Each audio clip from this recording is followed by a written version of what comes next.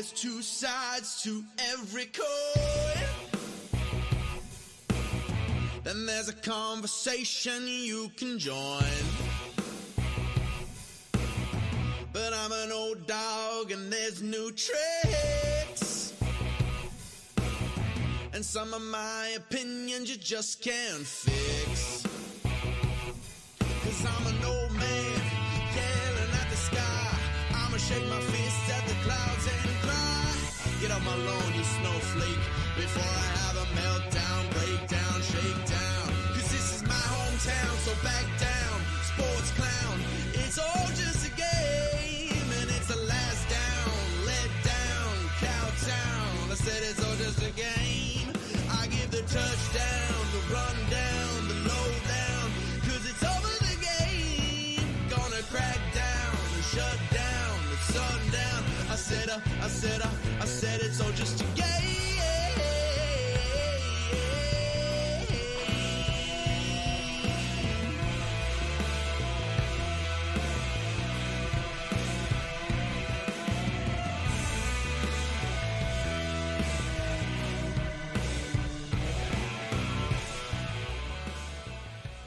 Say, hey kids, welcome to the program. What's new? What's happening? What's hip?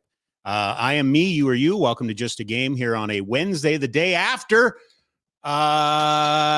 Did we have a hero? Did we, after belly aching for weeks on weeks that the city has no more heroes, has no more dreamers, do we have a hero? I don't know. Welcome to Just a Game. We are broadcasting live from Treaty 7 territory. And of course, this is an inclusive program, so everybody is welcome. We're glad you're here. Really excited about our guest today. Just a couple of things before we get to him. Game one of the second round of the American Hockey League playoffs, but the first round for your Calgary Wranglers goes tonight, Abbotsford in town.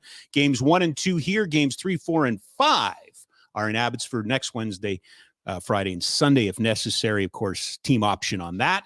Last night, the Islanders staved off elimination. They beat Carolina by a 3-2 score.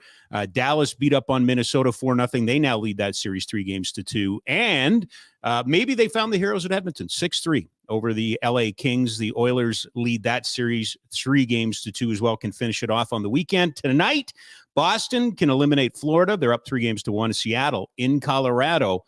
That series tied at 2 games apiece. Toronto, Tampa Bay wait till tomorrow. The Rangers and Devils wait till tomorrow. And Vegas and Winnipeg waits till tomorrow. Announcement yesterday of, in principle, and I guess it's all in the naming, right? In principle, a deal for a new event center, downtown core, a $1.2 billion, $1.22 billion project.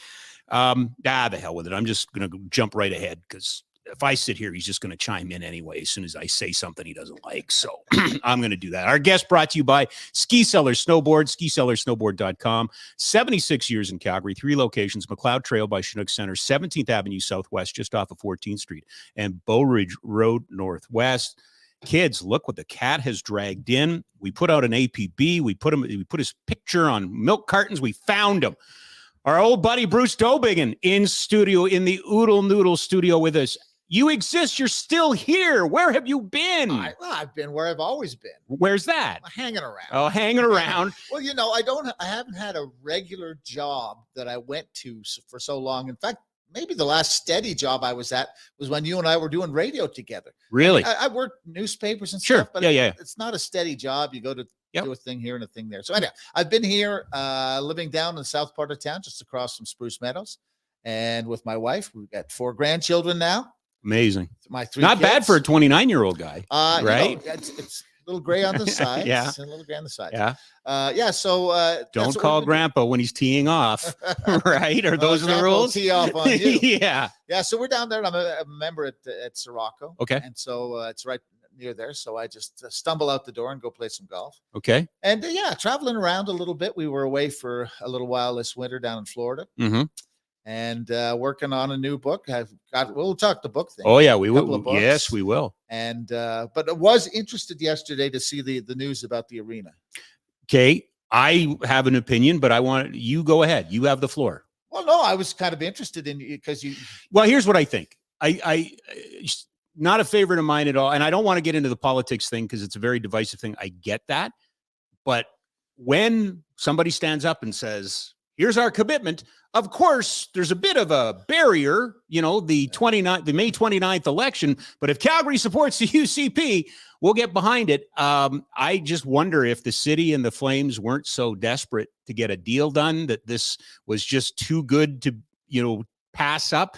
But it seemed like, Bruce, from my standpoint, a lot of pomp and circumstance for something in principle. Yeah. That should have been, the pomp and circumstance should be saved for, here's the ceremonial shovel in the ground, the tractors are behind us, can't wait to open the doors in 2 seasons or whatever it is. Yeah, you and I think alike. Okay. But that happened all the time in the past. Oh, no, it's not new. No, we didn't think alike. Anyhow. Oh, I'm sorry. Yes. Yeah, sorry. Okay. How about this? Yes. As soon as I saw it, I said, okay, the Conservatives are nervous about Calgary. Yeah. In this election. They know that they have to dominate Calgary if they're going to get back in. It said something to me about the Flames organization, that they kind of are hanging out in the breeze, that their fans and the whole culture around them at the end of this year was sour. Yeah.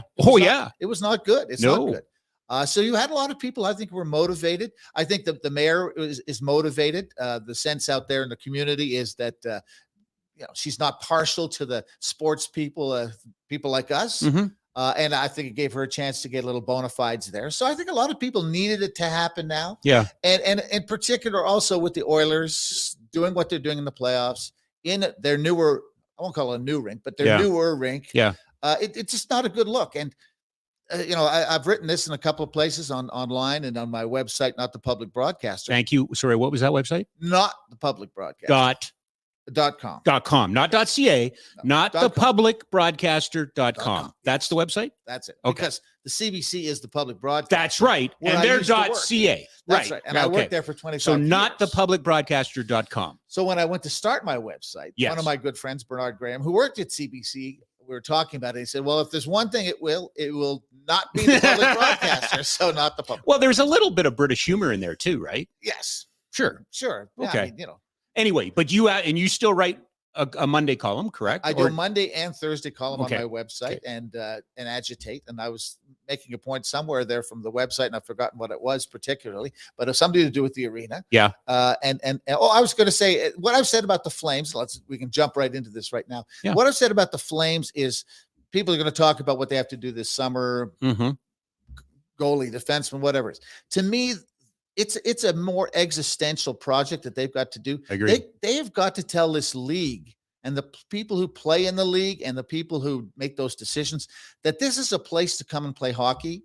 Yes. There is a sense out there that this place is, as they say with the fish, smelling from the head down, right? Yep.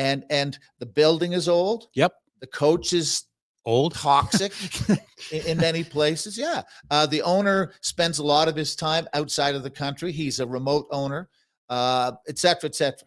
And they have to find a way to put a smiley face on this franchise so that people will want to play here. I agree. And the one of the book that we're working on right now is called Deal With It. And it's six, I think it's 6 or 7 of the most famous trades in NHL history. And I decided the last one was going to be the Tkachuk trade. You are putting it in there. Oh, yeah. You think, and this is going to make a lot more sense when the next guest joins us, but you think it's one of the most important trades or historical trades, or you think it's one of the more interesting stories to tell when it comes to trades? It's a significant story. Yes. And the reason it's significant, Rob, and I put it in there, of course, it's all bundled in with the Goodrow thing. Yep. It's bundled in with a couple of other, but by and large, I'm asking the question in that chapter, can Canadian teams, in particular, small market Canadian teams, hang on to American hockey players? Can you do that? I'm curious with McDavid that if somehow this thing goes sideways, does McDavid look at this and say, what am I doing here? Same thing in Toronto with Matthews. Now they have more money, et cetera. Sure. But if you're Matthews and the thing goes sideways, you're an American kid. Hey, the winters are cold here. Let's go somewhere where we can be warm. All that stuff. In difference to a gentleman who apparently posts on the Instagram page after every show that I spend too much time worrying about where Matthew Tkachuk is gone. Yeah. And I don't remember talking about it in the last month. But anyway, for you, I have said all along, and I've said it was building. I said there's something good, bad, or indifferent, something in the water in Canada right now. And it's not even a Calgary thing. I point to Oliver Ekman-Larsson's agent going on radio in Vancouver and talking openly about it. Winnipeg. I think we're back. You know, you and I first met pre-04 lockout with the equalization. The 62-cent dollar. And it feels a lot like that in a way, although now the teams can spend the money. It was Johnny Gaudreau left a year and $15 million American on the table to go. Columbus, to a team that he knew wasn't going to win. Right. I mean, this is again, now you're writing the chapter for me. Sorry. We'll give you the transfer. No, but to a large extent, that's exactly what I was thinking. And we have Matthews this summer, I believe, is coming into his decision year. I think he's coming into his decision year. He's going to tell him whether let's negotiate seriously or do I want to get out of here. So let me ask you this, because I'm going to tie the two together, and it's not going to seem like right off the top. You've been around a long time. Did Mackenzie Weegar's comments about the building at the end of the year not strike you as that's not how they do things in Calgary? Well, here's what's different between when you and I started. I think you and I started probably working together 03. And I'd been around for a few years before that at the Fan. But anyhow, around 03. And while a free agency was there and that was an issue and the agents were there, it's different today because these guys are saying, my wife doesn't want to be in a cold city. And if you want your wife to spend the winter in Calgary, either she's got to be a person who likes the adventure and all that sort of stuff of cold weather. Now we're here. We understand it. We like it most of the time, but they have to understand that. Then you have to see all of the other things about being in a city like Calgary, the travel, right? It's not a great travel city for NHL teams. How would you like to be playing in that Jersey Rangers series? How's that travel for you? Yeah, exactly. There's no equivalent out here. Yeah, or even Washington, Philadelphia, they're all right. Yeah. So there's a whole bunch of things, decisions that are being made by players about where they want to go. And at the time, I don't recall at the time if there were that many, but we know now that there are, of course, I believe it's 9 or 10 tax-free states in the United States. Yes. Now, Washington State, that's Seattle. Yeah. So that might be a factor. You've got the 2 teams in Florida. Yep. You've got Texas. 1 team in Texas. You've got Nashville in Tennessee. Vegas. Vegas, Vegas is Nevada is a tax-free state. So all of a sudden, you're saying, okay, we can pay you all the money you want here in Calgary to hang on to a star. But you know what? You're going to go in some place where, and secondarily, again, you and I talked about this a lot in the past. You're going to go to a place where you're not going to be bugged on the street every day. You're not the quarterback for the Cowboys. You're not the shooting guard for the Mavericks. You're a guy who can play, make his money, and then sort of disappear with your family and have a life. So again, all of those things are there. This is a challenge, and I don't hear coming from the Flames. Well, of course, now with Tree sort of put aside, I guess they're going to talk about other things. But I wasn't hearing this before. I'm not hearing anything about all of those things that we're talking about, Rob, about how do we get guys to stay here? I don't. Without beyond money. I think there's an acknowledgement of it, but I don't think they were ever going to talk about it publicly. That's a ownership decision. Like, it's this whole thing about it can't say the rebuild and all that stuff. There's marching orders, right? Like this is how we're going to build. You just said rebuild. You can't say rebuild. Well, you're not allowed to say it. And that goes back to Jay Feaster. I love that all the kids now think, oh, did you hear what John Bean said? Yeah, come talk to me about Feaster. And that's okay. You spend the money, you own. The thing about Murray, and Murray does not get talked a lot about in this market. Never has, still doesn't. He's not that far removed from other guys in the league. Right. It's, Foley down in Vegas is a handful, right? Sure. You know what I mean? So there is that. To me, it's the one thing you can control in all of this. You can't control the taxes. You can control the building. You can control the facility. You can make it a place where when the family comes and they visit it, they go, wow, I can see myself here. Look at this dressing room and everything like that. Now you really have to take them out to Banff. Like, don't bring them to the rink. Take them out to Banff. Show them Banff, right? And it's the reality. People don't like to hear it because when we talk like this, they think we were slagging Calgary. No, we're not. It's the reality. We're trying to, but we're also looking for ways of equalizing the playing field. We wanted to stay here. You want Matthew Tkachuk. Matthew Tkachuk, and this is a silliness thing too, and I'm getting really good at this. Take McDavid out of the equation. Matthew Tkachuk's in the conversation for MVP this year. Oh, yeah, absolutely. He's a good player.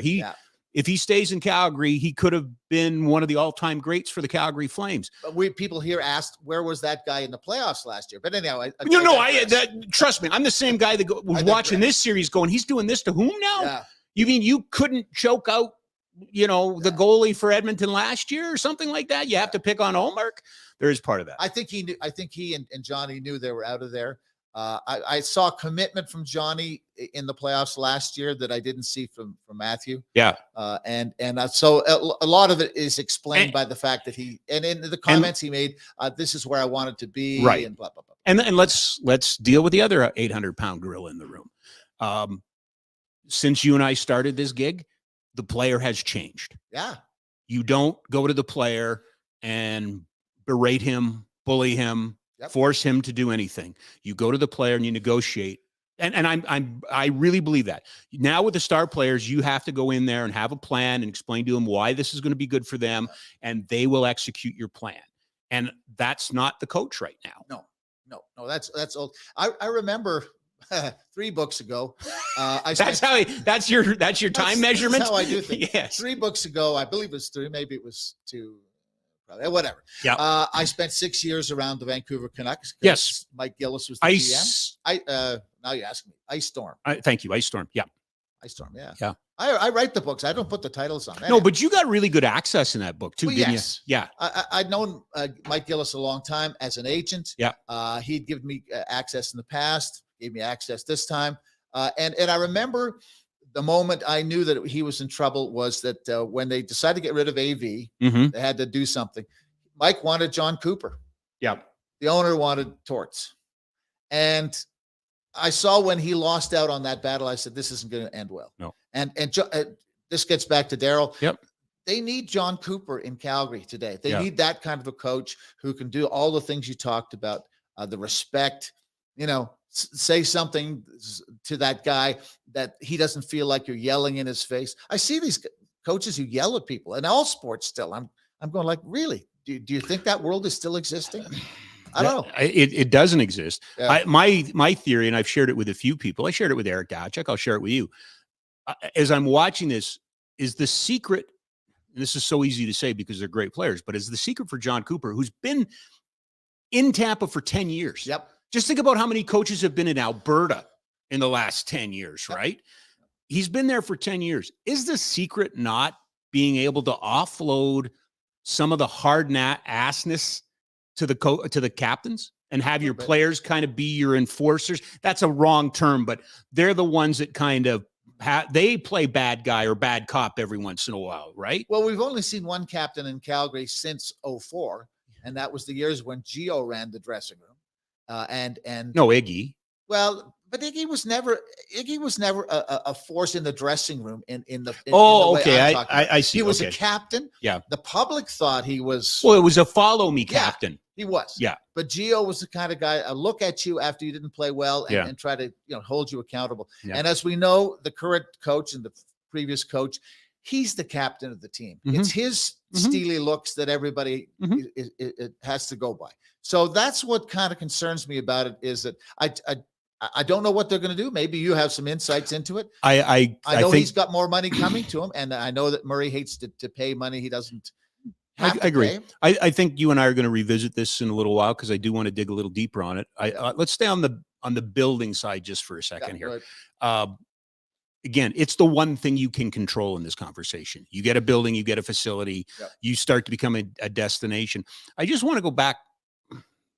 We should have done a pre-show, and then we would have been leave it in the green room. Yeah, no, we're doing it all out here. I just want to go back to the idea that what this is. This is political opportunism, buying votes. Is it ugly like that? Can we use those terms, or is it? Things have always been. Stadiums and arenas have always been political creatures. It's not invented. You're right. No, but and no one has been more critical of the arena deals that have been done in the past than I have. Yep, for sure. Andrew Zimbalist and people, their books I read, absolutely, cover, etc. Absolutely, it has changed. When I go to Toronto and I see I guess it's the Scotiabank Center now, or you go to the Rogers Center, there, the baseball park. it has changed in that you develop that area. It's not just the stadium. It's not just a one building thing. And people in Calgary know that the area around the Dome has been a disaster, really, financially. Yeah. And they've wanted the East Village to thrive. Yeah. And we know that people don't want to live in the East Village the way it's constituted now. Correct. It's dark and it's kind of a little bit forbidding. So this gives you a chance to reinvent that whole part of the city. I agree. So that you've got the restaurants and you've got a comfort zone. So in particular, women feel like, okay, I can walk around that part of town. I don't think they necessarily feel as comfortable as they should right now in the area. I hope I'm not offending people or no. I think if you go to where the library is, I think where Platform is, even where the King Eddie is, the music, the Bell Center. These are nice pieces, but by building it up, is this not another form of gentrification? Well, the kind of thing they're talking about isn't gentrification. It's like building a cosmopolitan kind of place. Okay. And it's restaurants, and it's going to be entertainment hub. It's going to be sort of technology companies coming in there, etc. It's going to be the whole thing to try to put a new face on it. The previous mayor, that was his baby. That was what he was trying to envision. Time ran out before he got all that stuff done. There really was no excuse for the arena deal falling apart the way it did too. I was just so discouraged in all the parties that it fell apart the way it did. The re-ask on some conditions about the Dome, the intransigence on the part of the Flames from doing it, etc. It's just been a huge disaster for the city, not just as a hockey rink, but all sorts of stuff. It stalled us out. I agree. And Bruce, that's why when I started this podcast a couple of months ago, I just recently been at the 35th anniversary of the Olympics, and I saw a bunch of the people that put it on, and they were talking about it. And it's so easy to get nostalgic about the past. I grant you that. But what it did is it really made me think about, we used to have a society in which a hero could emerge, a Frank King could emerge, be a visionary. Look, you don't want to see the sausage get made. No. But it got made. Yeah. And it was good sausage. Yeah. Oh my God, it was good sausage. Yeah. And we were the best sausage in the world for a long time, right? And then it's getting a little weird. And then it got but it got bad. To me, the whole plebiscite about an Olympics, and that's a whole other conversation, but there was nobody standing up, and everybody was saying, what's in it for me? Yeah. Not as opposed to what's in it for us. And we need a little dreaming. Well, I don't know if this is it, but it's better. The city, all the Canadian cities have changed in that respect. So I don't want to point to Calgary as being different. I've lived in Montreal. Okay. I've lived in Ottawa. I've lived in Toronto. I've lived in Edmonton. Lived in Calgary. Spent a lot of time in Vancouver. Yeah. And some smaller cities. Yeah. And you talked about gentrification. It has produced a different kind of consciousness about the city and what it should be doing and what it should be delivering. Right. And it's again, I want to choose the right word, but it's a more feminine version of what they think a city should be. It's not what the Flames and Calgary was, this, brawling kind of cowboys and oil men and all that sort of stuff. Right. It's got a modern motif to it, more of a, We want that sort of thing. And that's where Calgary is at right now. And it's one of the things that they have to try and find a way to make the downtown reflect that. So suburban families will come into town, not just on hockey night, but other nights to do this stuff. Yep. So people will come and visit us and say, hey, we weren't sure where to go, but on a holiday, but we heard that the area around the arena is cool, and we'll come for Stampede and see it. All of those things. You have always been a good arbitrator of whether or not I'm close to being onto something, or if I'm Looney Tunes and out to lunch. Two things that it took away from yesterday that don't sit right with me. I want to see something. Show me a plan. Show me a picture. Show me something. Give me a sense. And I know they don't have it. But it just I didn't read all of the stuff. So we're reinventing the plan for the building itself. Yes. So all the other stuff has gone out the window. Yes. Okay. So we're back to square one. We don't have plans to show you. Yeah. And this is my same criticism when Ken brought out Calgary Next. Ken King. Yeah. They had some pictures, and we talked to Ken on the radio, and we started talking about, no. Those are just, don't look at those. That's not it. It's just, could be, but it's, all through this whole process, I'm a visual person. Give me something, right? Show me. Yeah. Thank you. Gavin, there's a map.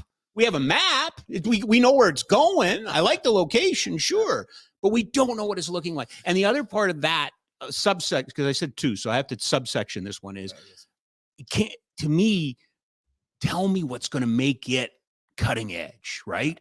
Because I know they love the Detroit's Little Caesars Arena. Yeah. I know, even to this day, Excel in St. Paul still has a lot of positive qualities. Yeah. Well, are we just going to build a building to have a new building? Or are we going to build the next? There's nothing wrong with Edmonton, but I don't think that new building is, the next generation of arenas. Do you?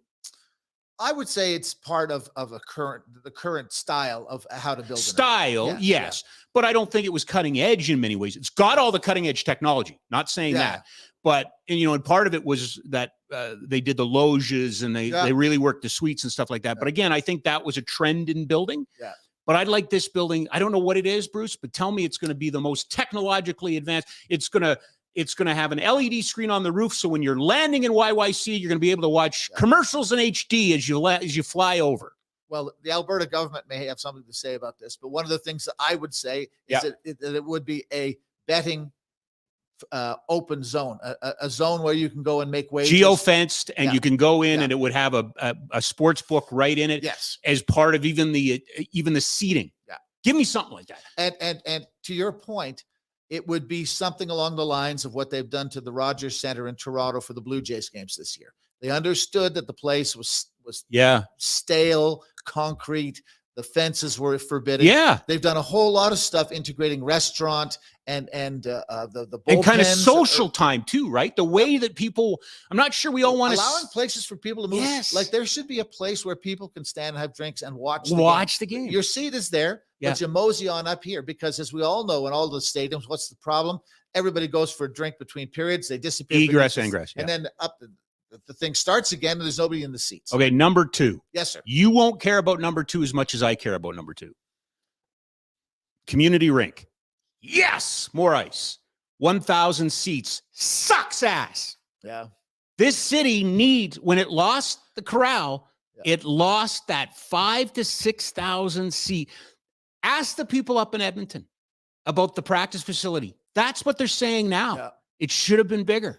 It should have been bigger. The Hitman play out at 7 Chiefs, it needs to be bigger, right? If you built a 4,000 to 5,000 seat arena, punt the Hitman out there. They can now sell in ice logos and stuff like that.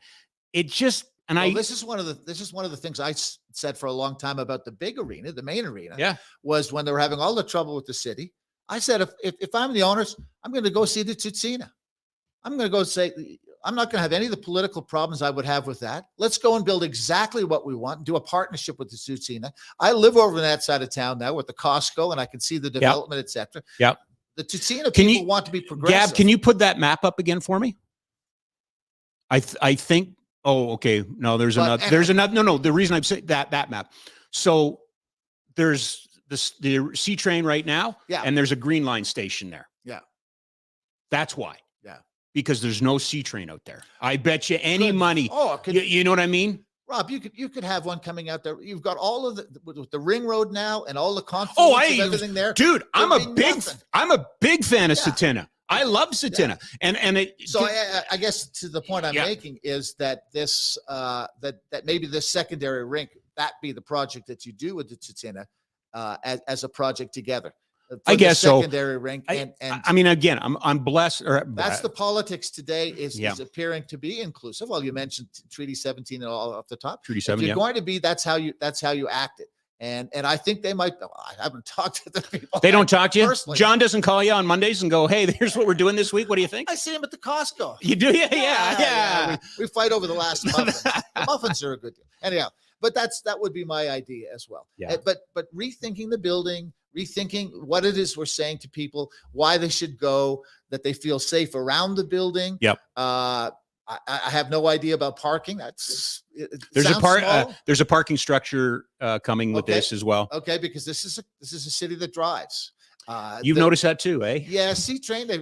Listen, my could be son-in-law, is a transit guy, and he's worked for the city. He now lives in Toronto and does that sort of stuff. But we talk all the time about transit, and transit everywhere is having problems right now. Is it ever? With security, etc. Is it ever? So what we have to do is we have to find a way to make people happy that they can get on at Bridlewood, where you and I live, and haul on up there and get off at Stampede and feel that we're comfortable. Good. Yeah. You know, it's interesting because the last part of the show today, I'm going to be talking about fan behavior, but it's people behavior. And it's funny when we were talking about Calgary Next, we never talked about that.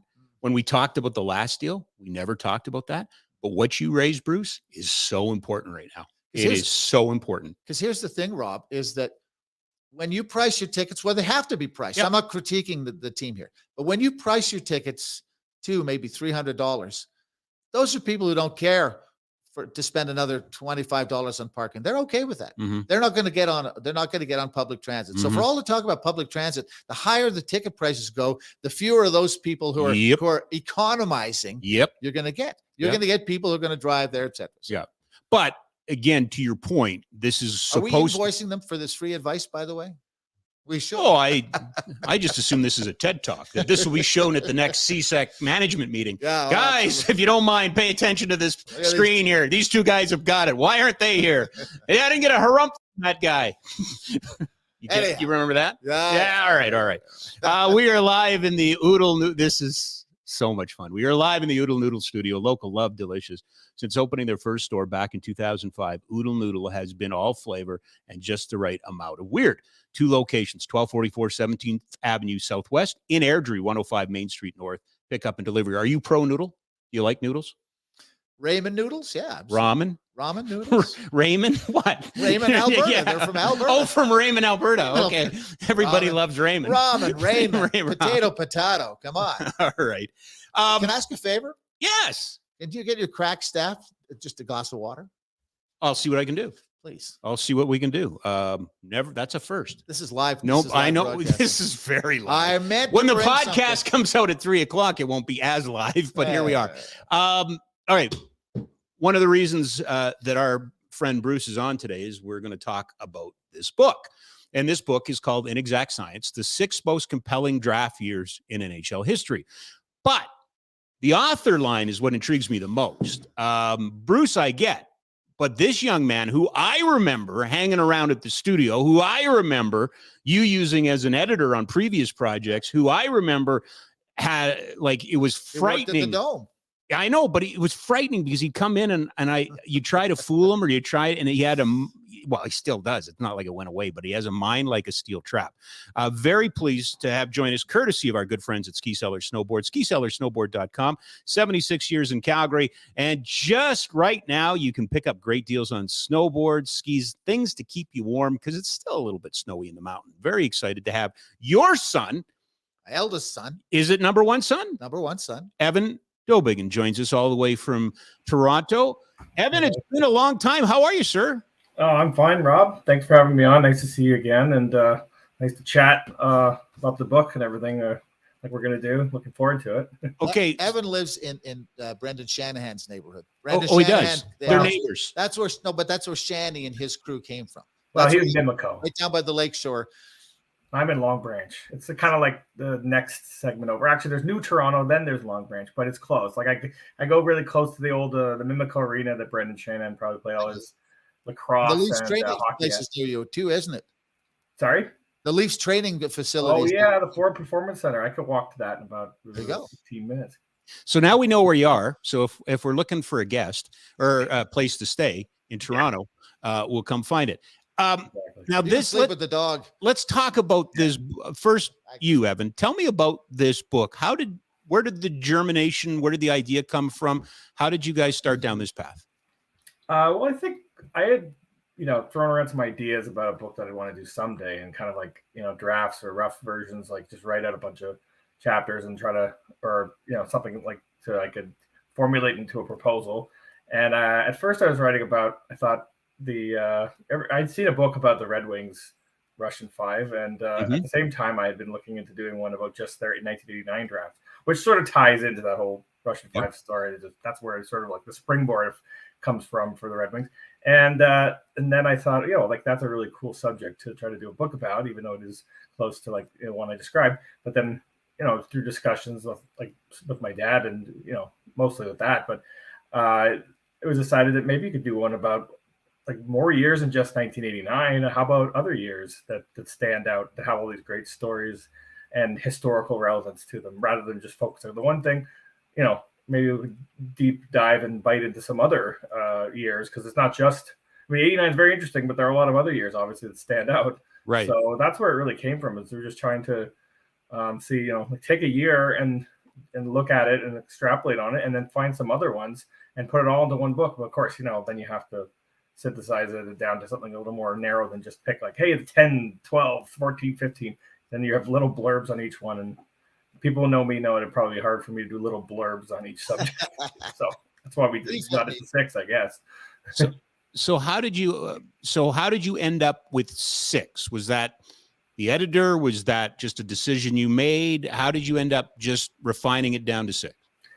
I think it started with a more round number. I think it was closer, to 10. It was like at that. And then, like I said, realizing that each one would have to be a little more brief to make the book something a little smaller than like a, Tolkien novel or something. Sure. It would have to be, a little more concise. And so it could have, people say, well, why did you just get it down to 9 or 8 or something like that? But I just, based on what was written, like each chapter initially was just a small proposal or a small sort of write-up, and then you go from there. And it just, became obvious that doing something a little smaller than 10 would be prudent. And then it just came down to sticks, because we realized, a 7th one, nothing really fits. It would be too much to cram it in. They're maybe too similar, and you start cross-referencing, sort of like the drafts become similar stories. There is some of that with 84 and discussing 89 because of the effect, the Iron Curtain. We should tell them which ones we decided on doing too. Well, we're gonna get to that in a second. And the 6, of course, as my dad has said, is original 6. It's just a nice number in hockey. You know what? Okay. So the title says compelling. So for you, Evan, is compelling the best, or is it the more interesting stories when you defined it? Yeah, I think it's like you said, that more interesting stories. It's the latter, because because some people miss that point. I think that's why we try to use a word as that draws you in, like compelling, rather than saying the best or the most stacked or the greatest, most successful would have been a term that would have not really applied to what we discuss necessarily. So, because a lot of people are saying, well, this is missing 2003. You don't have. How could you not have that draft in there? And I thought, how did you know I was going to ask that? Yeah, exactly. Well, because there's so many people from that draft, so many players from that draft turned to be all-stars and potential Hall of Famers, obviously. That's just across the board, not just the first round, but obviously you go beyond that. And that would have been, for real hockey nerds, that's a compelling draft, because, of course, it's one of the deepest, most rich drafts ever done. Right. But in and around that period, there's, the next years too. Of course, there's the whole story of like who's the next one, and the 1-2 effect, like the great drafts where you have a number 1 and a number 2 is kind of also really intriguing. That was very next year with Ovechkin and Malkin. But then there's 2005 with Crosby. So there were some interesting stories out of the Crosby in that draft. It was just that it came down to that one. I thought from that period, I didn't want to pick too many years that were so close to each other as well, and just focus on we have too many from the 80s or too many from the 90s. I want to spread it out over the history of the universal draft anyway, which since 1969. And so it ended up being that from the most recent one we could pick from, because like I said, you could pick a more recent draft and it wouldn't be a complete story yet, because it takes 10 to 15 years to tell the entire story properly of a draft. So 2005 is the most recent one, even though that goes back, 18 years now we're talking. So the Sidney Crosby draft, because, he's, there's a lot of guys who come around as the next generational player. But in his draft, it was strange because it had to be done with a whole lottery, because there was no season to base it off of. Right. There was no arena set up, so they did it in a hotel like the old days.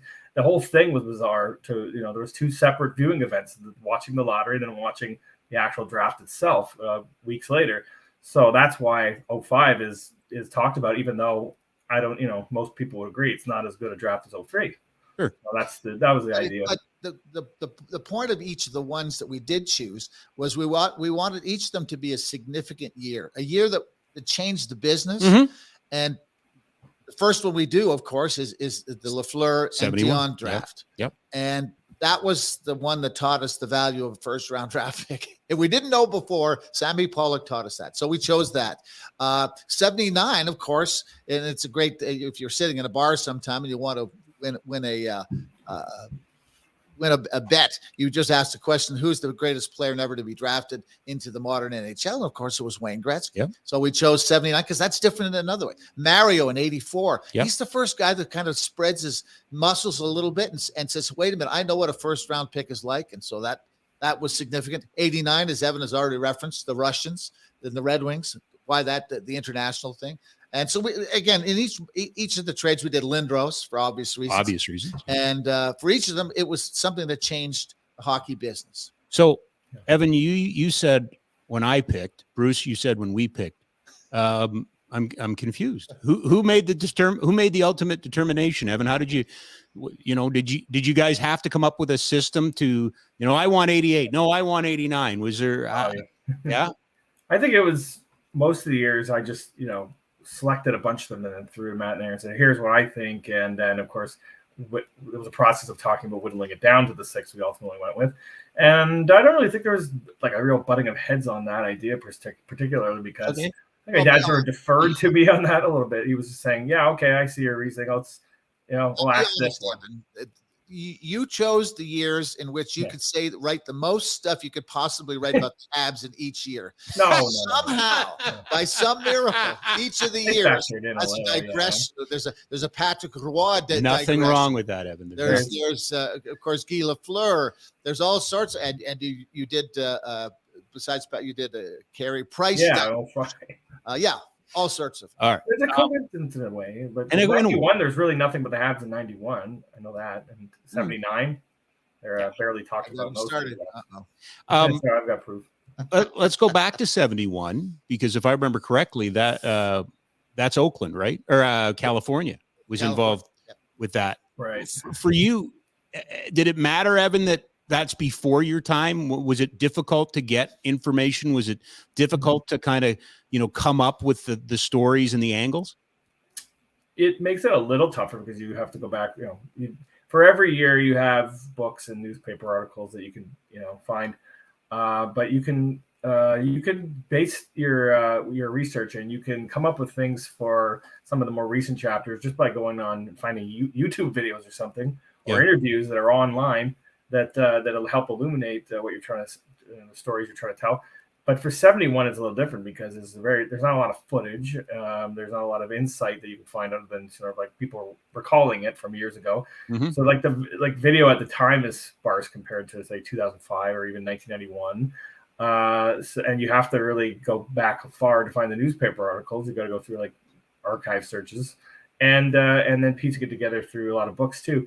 And it also, you have to get to the bottom of, what's truth and what's fiction, what's hearsay, because when things are that old and over time, when the information wasn't as easy to discover, then like sometimes myths get out, sometimes stories are twisted and inaccurate.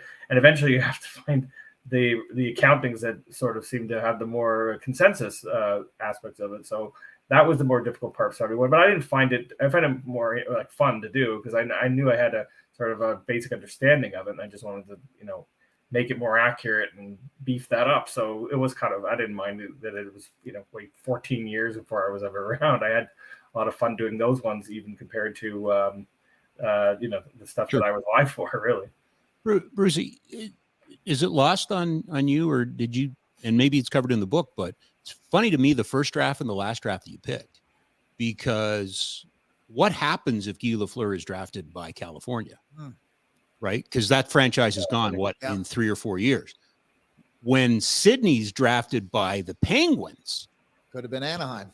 No, but that's also, remember, that was Balsillie and the Penguins, it's not 100% locked in. Historically, the Penguins could have moved, right? He got them the arena. The rest, as they say, is history. Nobody ever thinks about the Penguins not being in Pittsburgh. But I'm just wondering, how significant is 71?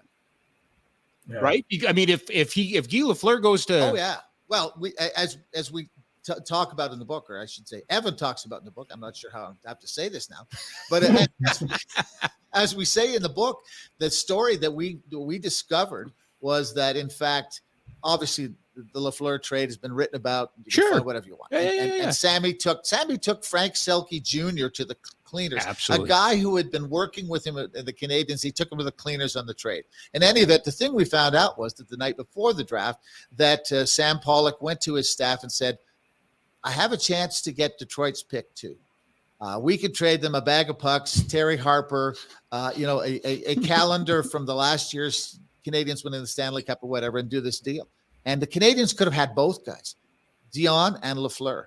And the staff, in fact, they didn't go 100% for it. And so he said, okay, we won't do it. But can you imagine what would have happened there? And it sort of, it changed everything. And what's interesting too about that, and most of these guys, unfortunately, of course, Guy has died since we started the book, but most of these guys have written books. There's a lot of books and stuff. So we had access to material, et cetera. So we were able to find things out and see other perspectives on stuff. And the thing that struck us about it was just at the time how nobody knew. There'd been the previous year when Gilbert Perreault was the guy, but nobody knew what this was going to mean. And of course, they also drafted Larry Robinson, 19th overall. Yep. In those days, that was the second round. Yeah, well, exactly. Ev, what was it like working with your dad? It was okay. It wasn't a difficult thing where I had to basically talk him out of all kinds of stuff. I think it was fun because it was sort of like he knew that this was a subject I was really, capable of diving into, that I would have fun doing it, and that I was, he was there to be a sounding board to help me clean up some things and try to facilitate a lot of stuff that I wasn't used to from me. Never having really put together a book like that officially. I had never, I didn't know exactly how to present it the same way that he has experience of doing. So that's why it was really good to work with him, because I, learned some things along the way I didn't think I'd learn necessarily.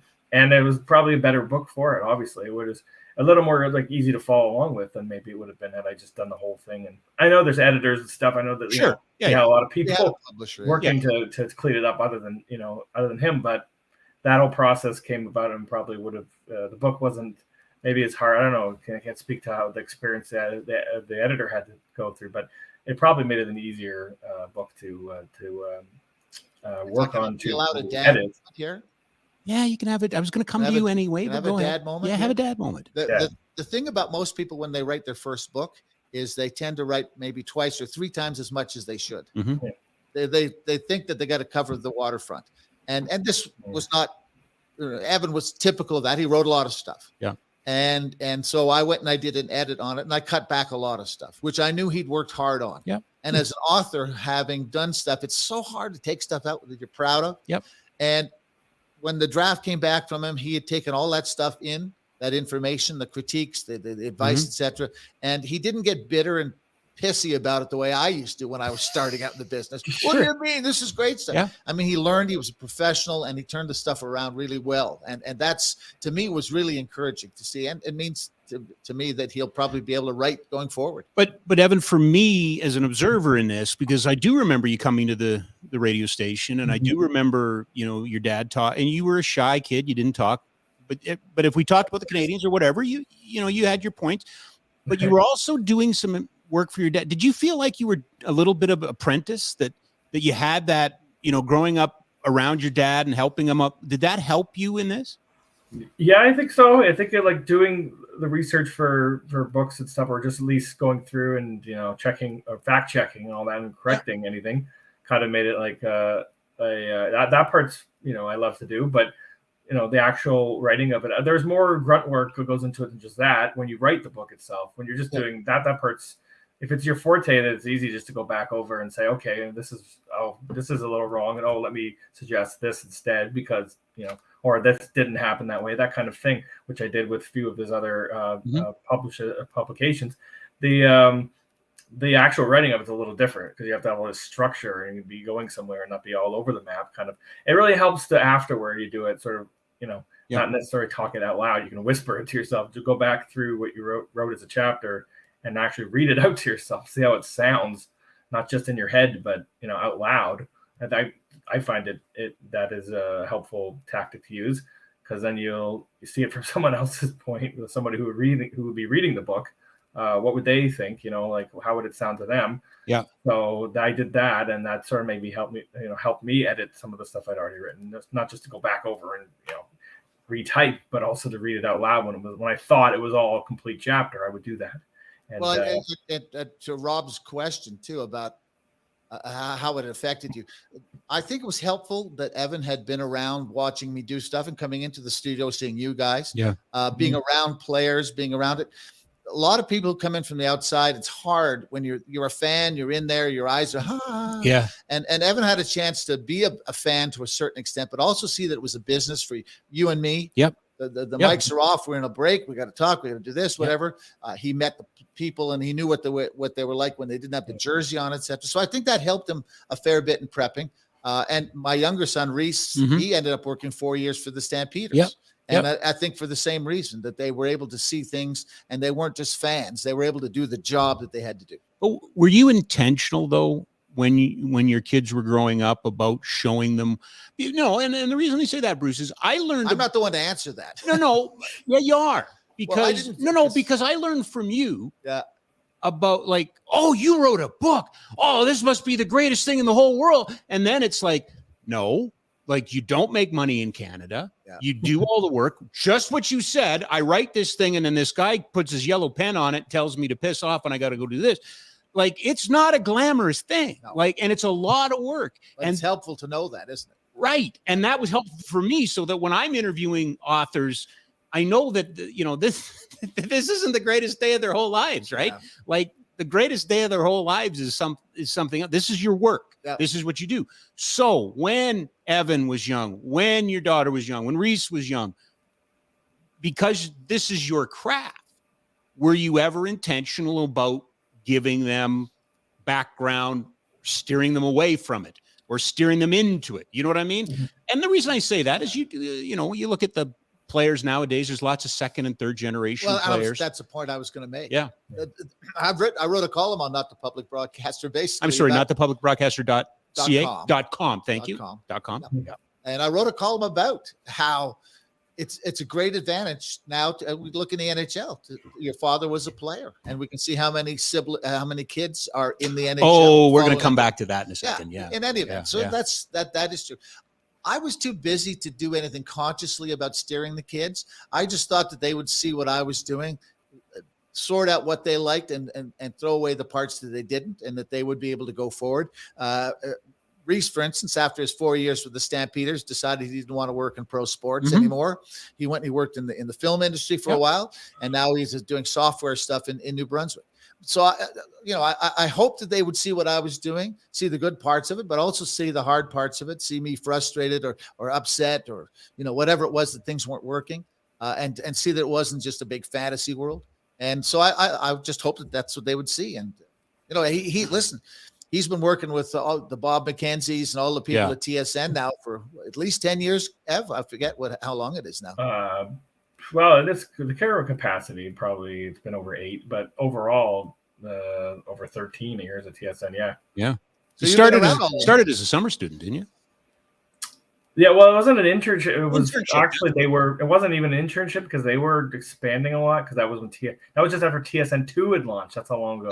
Now there's 5 feeds, right? I do remember that. And they were needing more people to help with all the, they were increasing the amount of sports center they were doing, so they needed more people. So it was kind of like a trial by fire type of thing, like an internship, but it was actually just a freelance thing to start. Like, here's a few shifts a week kind of idea, and then if that works out, you get another, and then you're up to 5 a week, and then you're looking at full time eventually. So that's how it eventually slowly worked out that way. It was kind of like having not broadcast school experience, but enough knowledge about it, and having done enough work, on the side that I had the qualifications, but I had to then, when I was there, learn a whole new world, a whole new field of sports, viewer fandom, I guess you say. It's not even fandom, but dedication and devotion to sports, but turning it into, a career.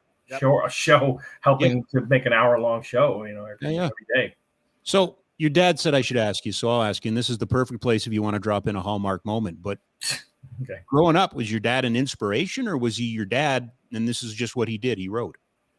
Yeah, I think it was just more like seeing his job, and I guess the inspiring part is just how cool it seemed at times to have that kind of job. And I wasn't even, necessarily the only one who looked at it and thought, boy, that'd be a sweet gig, or wow, all these people that he gets to interview or talk to and hang out with, or experience, goes to the games and is covering it, and all these crazy things happen. And it's like, oh, okay, now it's time to write a column, or before that, do a report, right? Or even back in a studio, just hey, here's some highlights, that kind of thing. You don't see any of the difficult, sort of like on the go kind of, nerves that live TV can provide. I mean, I learned that years later doing at Sports Center and everything, and it was probably easier the experience I had because we were moving through digital and stuff like that. You didn't have to pop tapes in all the time, and putting together a highlight pack didn't require so much like techno editing and all that, hard copy stuff. And so when I was young, it did seem, I don't know, like you said, glamorous earlier. It was close to it, because a lot of people I knew or that were friends with, peers at school, were that I talked to that like sports, probably thought, "Damn, that's so cool," and stuff. I saw him on TV. That's amazing. Like they were more amazed than I was, because I had sort of grown up into it. So it was just that's what his job is. So that's how it is. Even though it is nice, but I didn't get too enamored. But I had a lot of friends that were, so that probably made me even more sort of like gleeful that was his career at times. Is that people, there was a bit of a rub from it. People like wanted to talk to me about sports more, wanted to hang out with me, or bring up once in a while sports, and they would ask silly questions once in a while, like, "Oh, what did your dad think of this or that?" And I'd be like, "Oh, like I haven't talked to him about that." I'll ask him maybe, but I don't know. The book is Inexact Science. The 6 most compelling draft years in NHL history. Ev, do you want to tell me about the new project? Yeah, we're working on one right now. That's we're going to go through, rather than picking out years. It's like, with the draft, there's particular trades that we're going to go with now that are the most impactful, or at least there's no number it's necessarily been decided on yet. So that could be, I don't know if it'll be 6, just like this book. We might not want to repeat ourselves with that number, but there's going to be a series of trades, and we're just limiting it to the modern, like the expansion era. So we're going back to 67. Okay. Growth of the NHL, when really trades started to become more prevalent. Obviously, with double the amount of teams, there are more trades to be made, and trades started to become more important. The less the owners had their grip on the players, the less like of a fixed system the NHL was. So since then, we're picking like the most. I wouldn't say. I'm not sure the word we'll use is compelling, but impactful, I guess, is a good word to use. And the trades won't all be like the same kind of moves. And we're not necessarily picking like, oh, this first round pick for that first round pick. No. It's more players, it's personnel, it's names. Your dad let the cat out of the bag, because he's already told me that the Kachuk deal is in there. Yeah, the good thing about this book is, unlike the draft one, where you can sort of pick a trade that's just from a year ago. Sure. And there's enough now after a year, but of course, by the time it gets written and stuff, we'll, whatever happens between now and then, we'll still have to preface it by saying this is premature. Some of it, let's not. Yeah. We're not writing the epitaph from this trade yet, but I mean, like if it were to be completed and finished and out on the shelves or whatever right now, then obviously there'd be a different slant for that Kachuk trade, obviously. Absolutely. But in a year from now, who knows? Who knows? It's completely different. We'll see what happens for both parties, right? It starts with the Esposito trade in 67 to Phil Esposito to the Bruins, which make the big bad Bruins. That's where we start. Okay. Frank Mahovlich trade. Okay. Gretzky.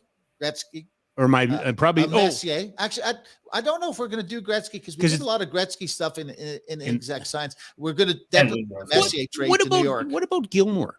Does that Gilmore count? trade is in there? Oh, it is in there. Okay, it is in there. Yeah. So Patrick Waugh. Yep. Yeah. Patrick Waugh. Evans. That's one of Evans. He's doing that. I'm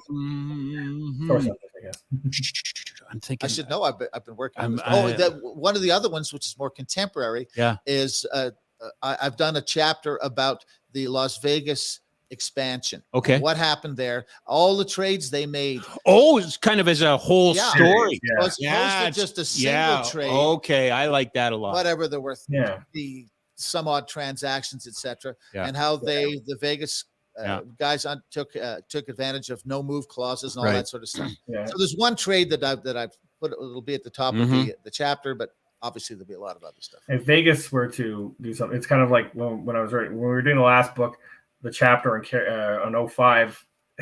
I was like, oh, the Canadians in the finals right now. I was like, I might need to edit this. If they win the cup, the Carey Price angle changes completely. But I think it didn't even make. I think that the cup final ended after the final edit anyway, so it would have come out with incomplete information in that case. But in this case, it'd be like if the Golden Knights went on some run here and won the Stanley Cup, then we've got even that chapter makes even more significance, obviously, because it pays off down the road. There's a lot of moves they made that were parlayed into others, and a lot of times teams were giving them draft picks just to not take certain players. It's sort of like they just reap the benefits of a new system that what was it? It was one of the famed capologists Lawrence Gilman came up with the whole structure for it. The NHL turned to him, and so Bill Foley and the Golden Knights should be thanking him. They should be sending him a Christmas card every year and a turkey. Yeah, and Seattle, I guess. Seattle, He already has a turkey. He works with the Leafs. There we go. Two more for you. One has to do with your dad. Okay, to write a book, just has to golf a little less. You've got a full-time job. When do you write? Where do you find time to do the writing?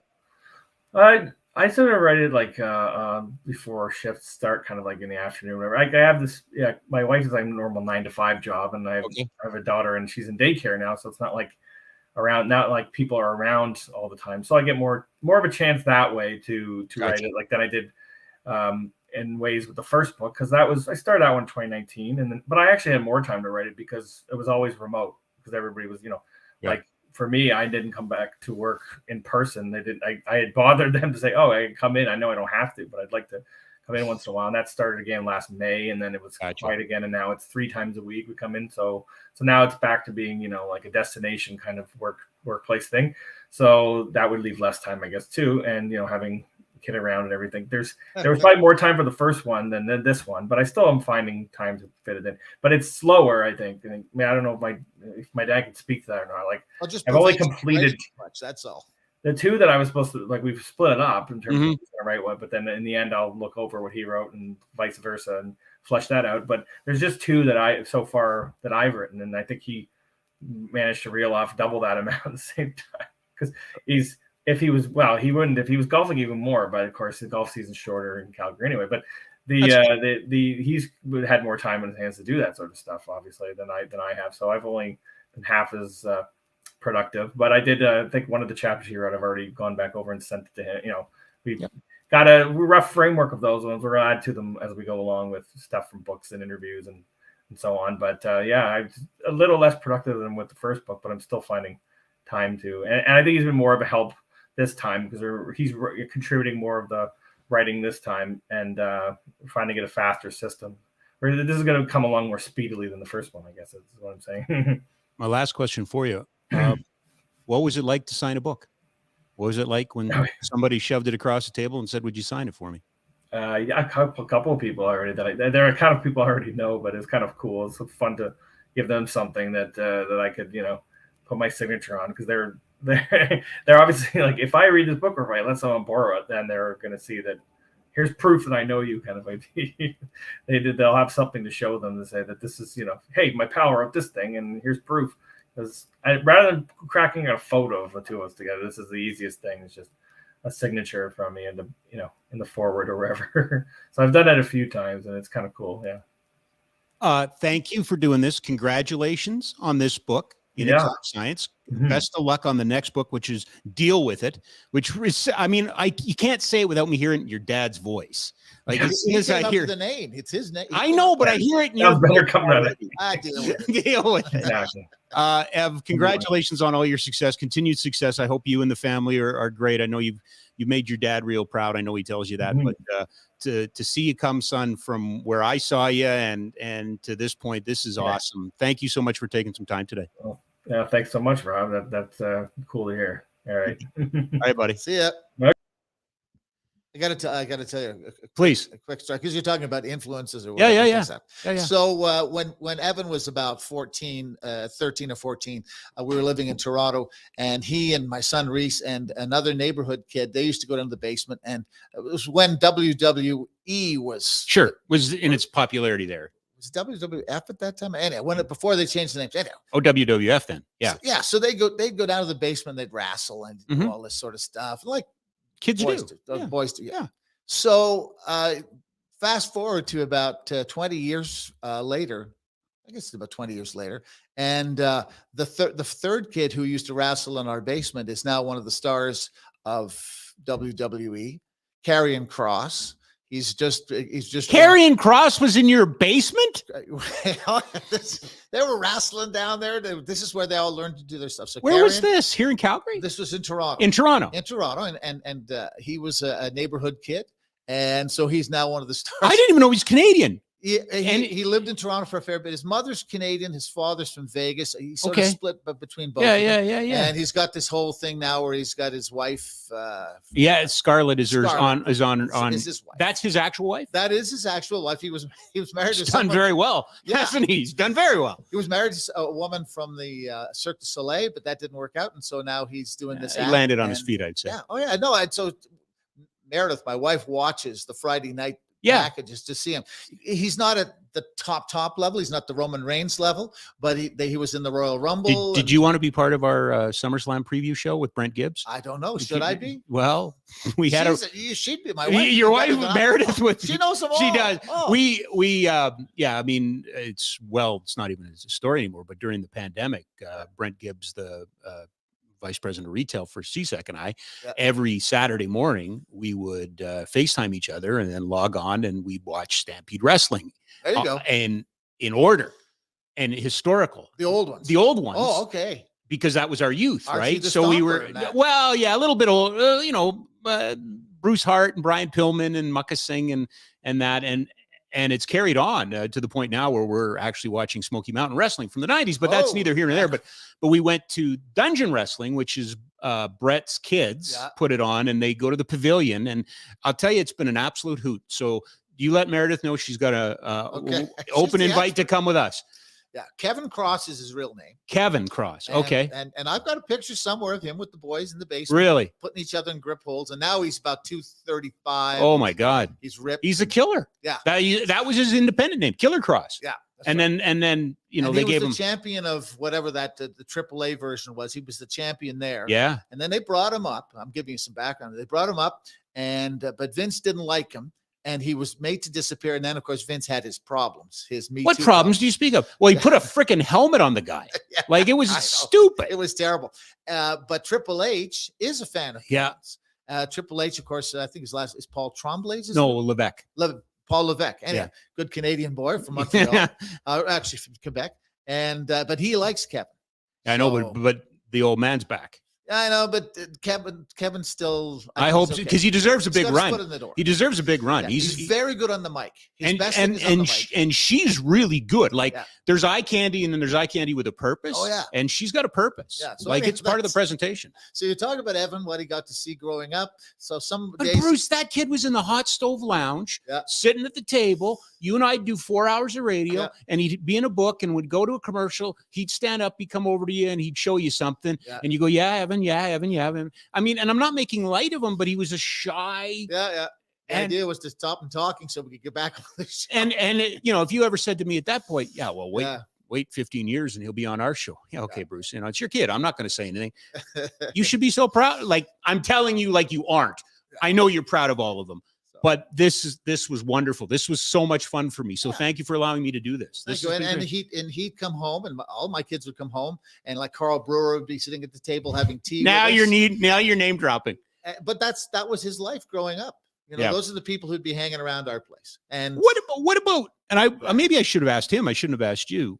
Do they ever watch the video with you when you confronted Eagleson? A little bit. I think Evan does. And I think Reese knows where. I mean, you know where to find it if you want to see it. I've got all that stuff. I put it over onto disc. But surprisingly, Rob, I don't watch that stuff as much as No. I'm not saying you. But I'm saying I save the stuff and I don't watch it. And the kids don't necessarily watch it, but they know of it. And they know of the history of it. Well, because it's a seminal moment in hockey history. Yeah, it is a seminal moment. I'm not saying that because you're here. I would say that if you weren't here. Well, I did Alan Walsh's podcast because he wanted to Right. that stuff. Okay. And talk about 2005. And he wanted to talk about what had happened. Yeah. In that era. Is that Alan now? Uh-oh, I'm in trouble. No. This is where I tell him I can't talk now. Can I call you later? Yeah, it was a lot of fun to relive that, because that was, and you and I talked through that whole time because we didn't have hockey. We did not, so we had to What keep did it. we talk about? I can't remember. Oh, I know what we did. By the way, I just want to let everybody know that Evan was brought to you by Ski Cellar Snowboard, skicellarsnowboard.com. 1946, they started in Calgary. Yeah. 3 locations: McLeod Trail by Chinook Center, 17th Avenue Southwest, just off 14th Street, Bow Ridge Road Northwest, by McDonald's at Winsport. You're a skier, aren't you? Good people. When I first moved to Calgary, Yep. and it's now 23 years ago. Yep. I can't believe it. It's that Yep. long. That's where I went to get my ski stuff, and they set me all up again. I'd skied when I was in Quebec growing up. Right. Moved to Ontario. There's no skiing in Ontario to talk about. Right. Came to Calgary and took up skiing again, and they did a great job in equipping me. One of my favorite pieces of trivia is that, and you can fact check me on this, but if I've got this correct, weren't Al Mackey and Eric Dehacek both ski reporters in Calgary at one point in time, or didn't they both cover?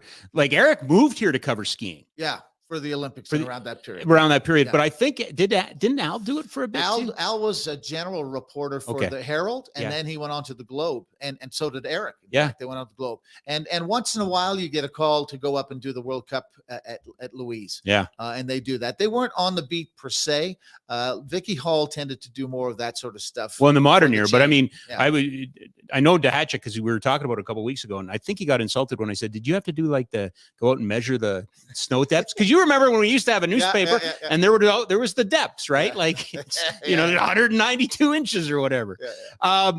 Okay, so my guest, Mr. Dowbiggen, I mentioned seminal moments. There's that, but also seminal books, Money Players. Yeah. Money Players to me is on the same level as The Game. When you talk about the books that have told the story of hockey, Money Players was one of them. And for no other reason, not no other reason, that's the wrong thing, Bruce, but the way it starts with Gillis, right? And the Bobby Holeek deal, which isn't it kind of wonky? That's 25 years ago. That was he was negotiating with Slats in New York City, and it was before I moved to Calgary, so that would have been in the mid 1990. Well, the book came out in I would say about 1999, 2000. Okay, right there. Yeah. And Bobby Holeek made $9 million a year. Contract? $45 million contract. Right. And it basically ruined the Rangers. Sure. Drove Gary Bettman so crazy that he was able to go to the owners. Yeah. This is no lie. Go to the owners because of the Holeek trade and say, you have to give me the authority to cancel the entire season if I need to in negotiations. Right. And they gave it to him. In 94, 95, he didn't have that. No, he didn't. And you remember they wanted back in, right? And they pulled him back. Yeah. They pulled him back. And he said, I'm not doing this again. And when he came the third time in 05, that's what happened. And that's why he was able to cancel the season. But even $9 million, but $9 million today, well, not the most, is still a high, right. So it's, I sat with him that day, and and that's the start of the book, right? Yeah, that's the first. Well, I think we started with the end, which was the press conference with Goodnow and all those guys sitting around after the thing was over. So I sort of right. But the first real thing is that time, and I sat with him that whole day. In the morning, he's sitting there in his pajamas, and we're talking, or he's talking, and I'm sitting there like a fly on the wall. And he's also negotiating for Mike Richter, and he's also negotiating for Tony Amonte that day. All those are the three guys. I think he got 2 of the 3 done that day. And but the Holeek thing was fascinating. Oh, yeah. And as a journalist, as a writer or a reporter, as something like it, to get on the inside of a story where people let you see how as you would say, the sausage is made, that's gold. And yes. So it's one of the reasons the book has lasted. That and the hockey stick book that I did called The Stick. Funny enough, called The Stick. Yeah. I was very creative there. But those books have lasted. Listen, you've written some great, the Grant Fuhrer autobiography.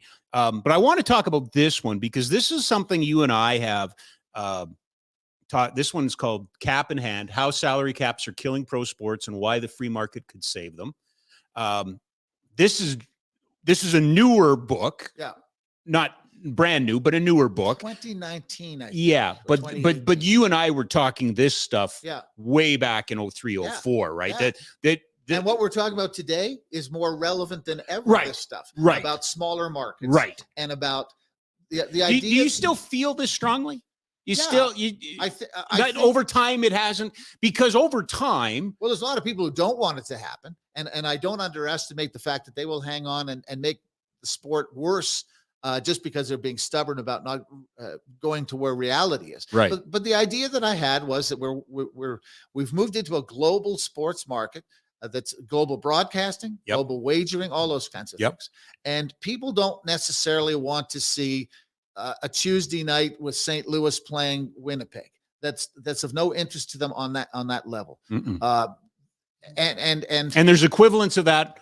Even in the NFL, every sport, right? Even in the sport. NFL, the Jacksonvilles and all that. Sure. Sort of stuff. Yeah. So the thought I had was, and because I follow soccer, the thought I had was, it should be like the Premiership, where you have 20 franchises that can afford to be up there. That you're not having some welfare that you give them to keep them hanging around. They can afford, their owners can afford to pay the price of doing business. Right. And then the people who can't play in a second division. Right.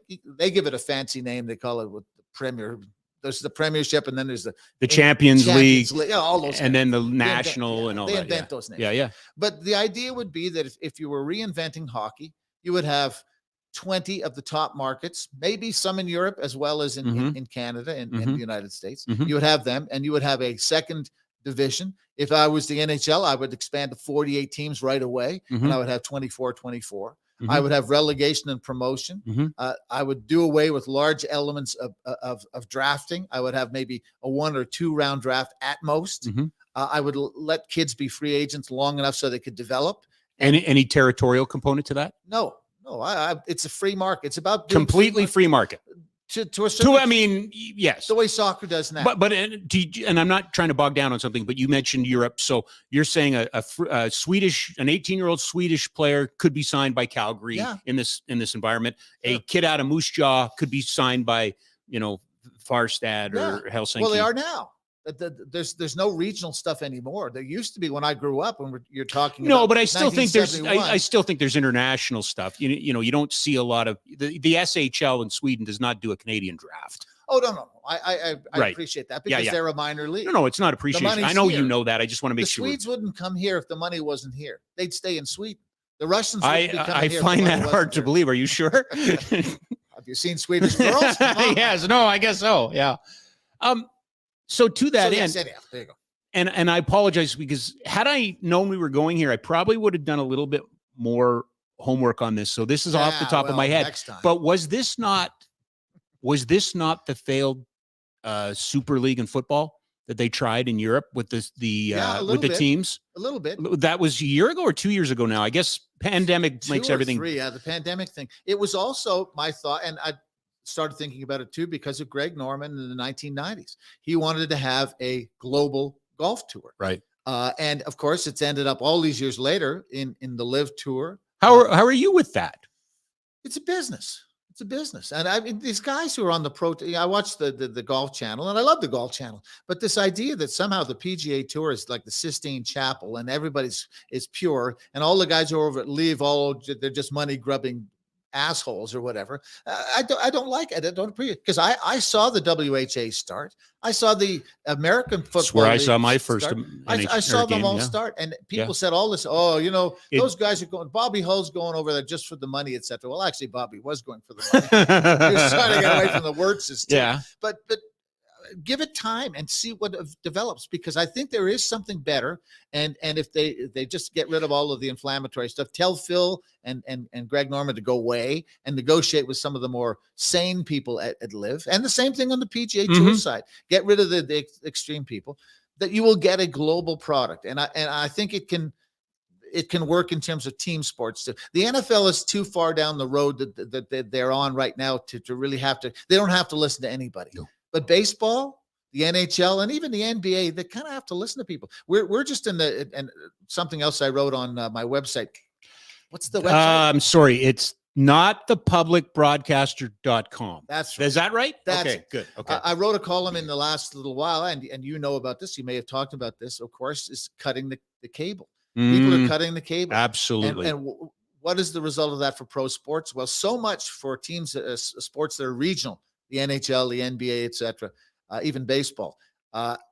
When they get so much money from regional broadcasting, but when people cut the cable, that's it. That money isn't there anymore. And they're looking at a huge shortfall in terms of money in those sports. Well, Rob Manfred said it, didn't he, like 3 weeks ago or 2 weeks ago? Bally's going bankrupt. Absolutely. But Manfred said it was great when we got people paying us who weren't watching us, which was the cable fees and the carriage. Is it carriage fees? Carriage fees, yeah. Because ESPN was getting what, $8 a subscriber at one point? Yeah. They still do. Right. They probably still do. But cable networks, as we know them, the people here, we have Rogers, we don't have Rogers here. We have whatever Shaw. I guess Shaw is becoming Rogers. Shaw and TELUS. Those would be the ones that you have in your home. Yeah. People, you probably know these people too. They've all said, I don't watch 85% of these channels. Why am I paying for them? Exactly. And so now they're going to go and buy YouTube TV. They're going to go buy. I have the Zone. I watch the NFL. You do, the Zone. Okay. So you can do a little hodgepodge thing, save on money, and just not have. But are we saving on money? Because I've got Disney Plus, Netflix, Crave, BritBox. Now, is this because you're watching with your family or just for yourself? No, it feels like there's almost a different one for different members, right? Yeah. Like, the younger one and my wife get a lot out of Disney Plus. BritBox is for me because there's some stuff I want to watch from over there. Okay. Mom likes Netflix. The older one likes Netflix. But at least you get to make that decision. But Bruce, there's a whole lot of stuff on there I'm not watching. Well, that's the point. Is you say I don't want all those things. I don't need your special bonus package. But see, I'm almost positive I need the third History Channel at some point, right? They don't show history on it anymore. No, they don't. Truckers and logs and stuff, right? Something like that. Anyhow, yeah, we're headed into a whole new economic situation for pro sports, for our economy in general, but in particular for pro. Are we sports. talking enough about this? Because the owners don't want you to talk about it. The reporters, sports reporters, like to report on games. They don't necessarily like to get into those other stories that you and I have talked many times about it. One of the reasons I was able to do the stories I did was because nobody else really wanted to go there. It was a little bit dangerous. You didn't make many friends by doing those stories. No. And you're not going to make friends by getting too much into the cable cutting thing if you're going to go to the games. The owners and the players don't want to know that. But we could possibly see player salaries drop by a third or maybe even a half in certain sports because, again, Bally Networks, for people who don't know, Bally Networks, we have all those regional things. Our good friend Ken Daniels out of Detroit, that's Bally Detroit, all those people, those channels, they may just disappear. Well, they have in baseball, have they not? Isn't Major League Baseball starting to stream some markets? They're trying, but people don't necessarily want. They're not going to get the service that they get out of a streaming service out of it's New different. Jersey. Absolutely, you'll get a game, but the top and tail. And will you get anything more than that? Will it be what you want? Of course not. It won't be what you want. So we're on the cusp of something being dangerous. Yeah, and let's talk about that because to me it's the Rogers deal with the NHL. Again. Sometimes it's inside baseball, but I think did it happen when we were working together, or had it already happened that they went strictly with Rogers? I think it was. No, it happened after the second go round. Before you had the audacity, sir, to write truth about Rogers on a Rogers platform. How dare you, sir? God. Now it's the Vladimir Guerrero network. Oh my! But no, it's not even that. It's like, who can we rent stuff from now? Yeah. Right. And somebody says, "Oh, nobody cares, Rob." Maybe, but the fact that they care. The fact that Sportsnet is now bringing in NHL Today rather than creating, rather than producing, to me, that's dangerous. Yep. We're not telling stories anymore. And God bless him. Cabral's here in Calgary, and he's a great guy, and everybody has to work, and I understand where it all fits. But we think now that instead of storytelling, we'll do the gambling stuff, and we'll tell you the odds. I still think there's value, and maybe it's an age thing, Bruce, and maybe the kids don't want it. I get it. But you said it, like, you don't get the tops and the tails. I'm worried that all the tops and tails are going. You need a place to go to hear people bitch about their team or to celebrate their team. And that's we're really good at that on this network. Well, but I'm saying that's the new thing. That's the new thing. No. Do you have as many subscribers? No. As and nor are we going to the National Hockey League with a check that starts with a B. Yeah. Right. What? Bupkis. Well, that's check. That check. Yes, I get that check too. Yeah. What do you think? I'm yelling now. Oh man, it's like we just left the studio and started again. We need to go over to the hot stove. We just got to go. What do you think the next NHL deal looks like in Canada? Cable deal. TSN has got to have a piece of they got to get their beak wet in a way that they haven't. Do you think Rogers wants any of it? Do you think Rogers is going to stay in the game? I think that they've got, if they don't, then everything falls apart. Like they've built chains of the city TV chains, they've all of those things across the country. But the hockey's what holds it together for them. The hockey is what. But they're not investing in the hockey. Well, I know, but when they go to sell their advertising, that's the first thing they drop on the desk. Hey, by the way, we're the guys who have NHL. I don't disagree, but you can't have it both ways. If I hear freaking what's his name, Jack Billy Jaffe's a great friend of mine. I love Billy, but I see more NESN games than I see Flames games. Yeah. Right. Well, what will probably happen too, and you're seeing it on the national level stuff, is we may see the next NHL contract be partly owned by Google or Amazon or Disney, or not Disney. They're getting beaten up so bad on sports these days. They'll probably stay away from it. But Google, but they have the infrastructure through ESPN. Yeah, I know they do. But you may have noticed they're just firing thousands of people at ESPN. Again, you say? Yeah. The last week, and then the on-air people are going to go in the summer. Absolutely, in any event, you're going to see Google and all those people take the rights, maybe, or part of the rights, or maybe the whole rights from the NHL, because Gary likes the big deal. He likes the money. One big check. They are addicted to the money, and I'm and I have no inside information, but there's nothing that I see from Rogers that leads me to believe that they're interested in continuing in this path. But how do they sell their cell phones if they don't have baseball and Raptors? Baseball and Raptors. Oh, so it's just hockey. I'm not saying they're closing Sportsnet. I'm just saying they'll keep their local. Yeah.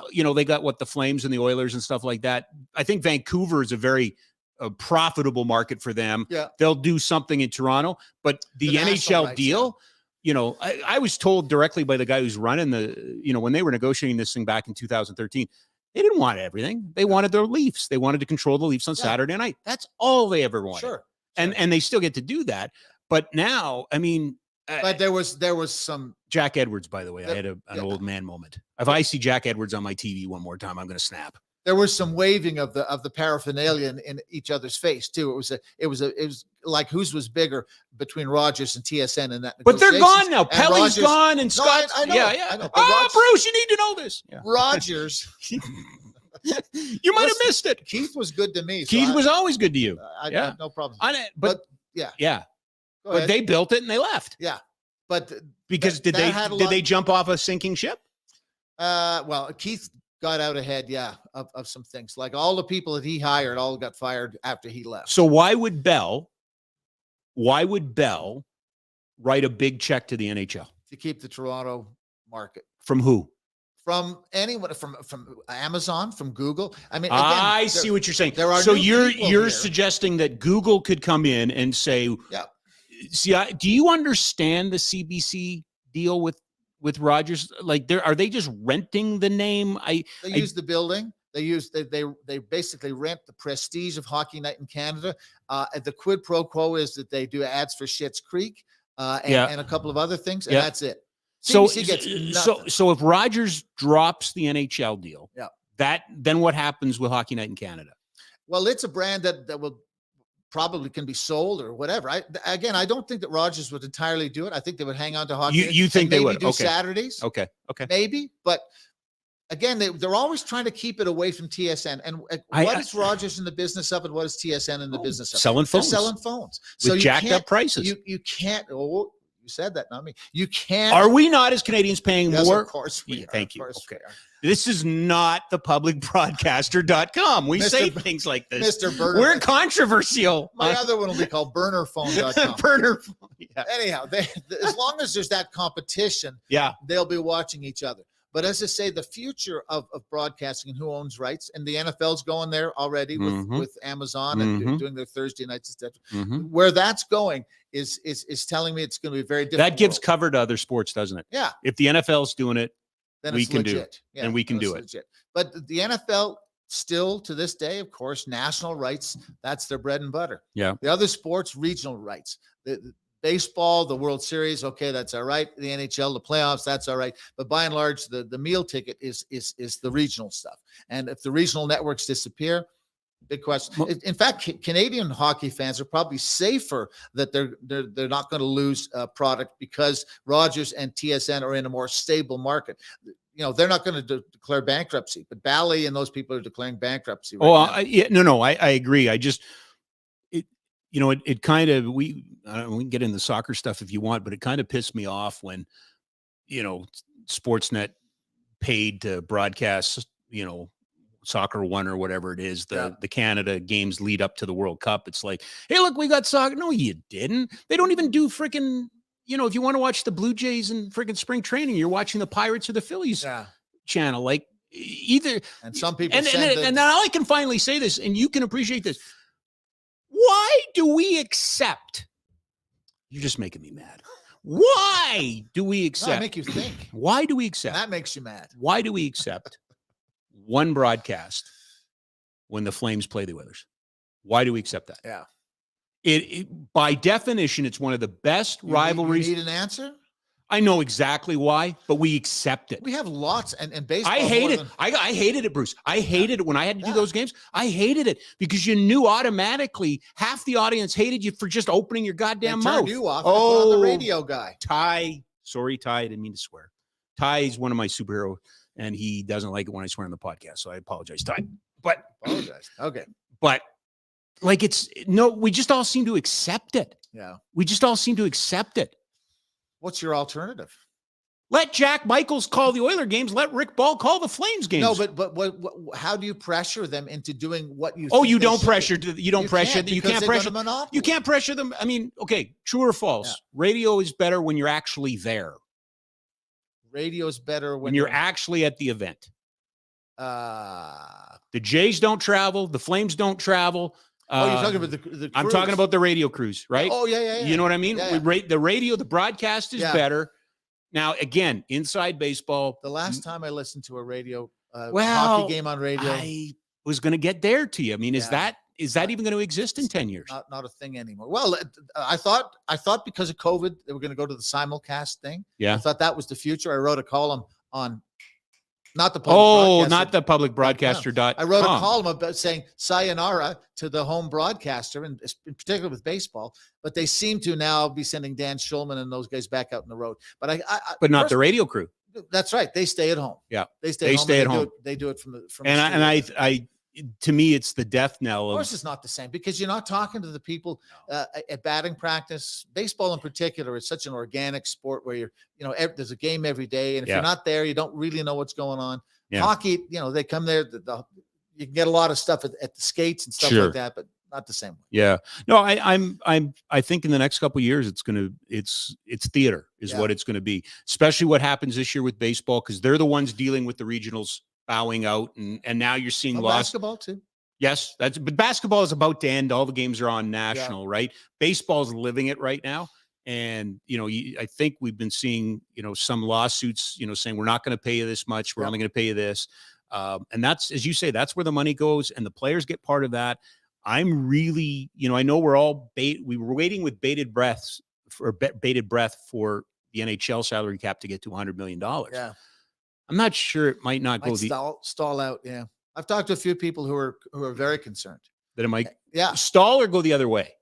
Stall. Okay. Yeah. Because first of all, we may have a recession in the back half of this year. Yeah. Which will affect the general economy. And then of course, all these broadcast revenues and for people who don't understand the reason we had expansion, they thought for hockey, at least 67, was they wanted to be in different regions of the continent. Yeah. Understood. Yeah. But they wanted those broadcast things. They wanted to get into those broadcast networks. They wanted to be right across the continent instead of being stuck in the Northeast. They wanted all that stuff. And they with the basketball people. They looped into all of those networks, and for a long time, it's been very profitable, Very good profitable. for them. Yeah. And now it's out, and that's why I wrote Cap in Hand. Is like, what happens next? Yeah. Who's doing the thinking about what happens next, and what is it that the customers want? And yeah, we want to root for the Flames. We want to watch the Flames games, but other than that, who cares?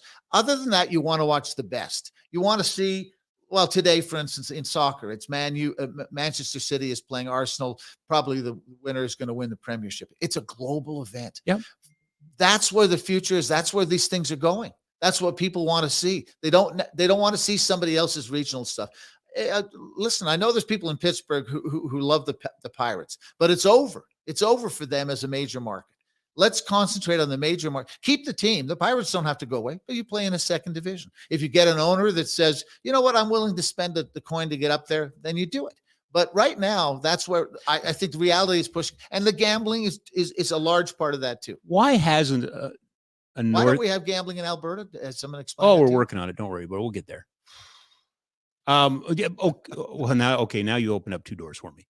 For the arena. No, we'll get to the arena too. Why hasn't somebody in North America adopted, bastardized relegation in some form? Because, well, hey, listen, tomorrow's the NFL draft, and it's become a huge TV property. Right. And the NHL and the NBA have made their So there's a kind of a, well, what are we going to do with that property, et cetera.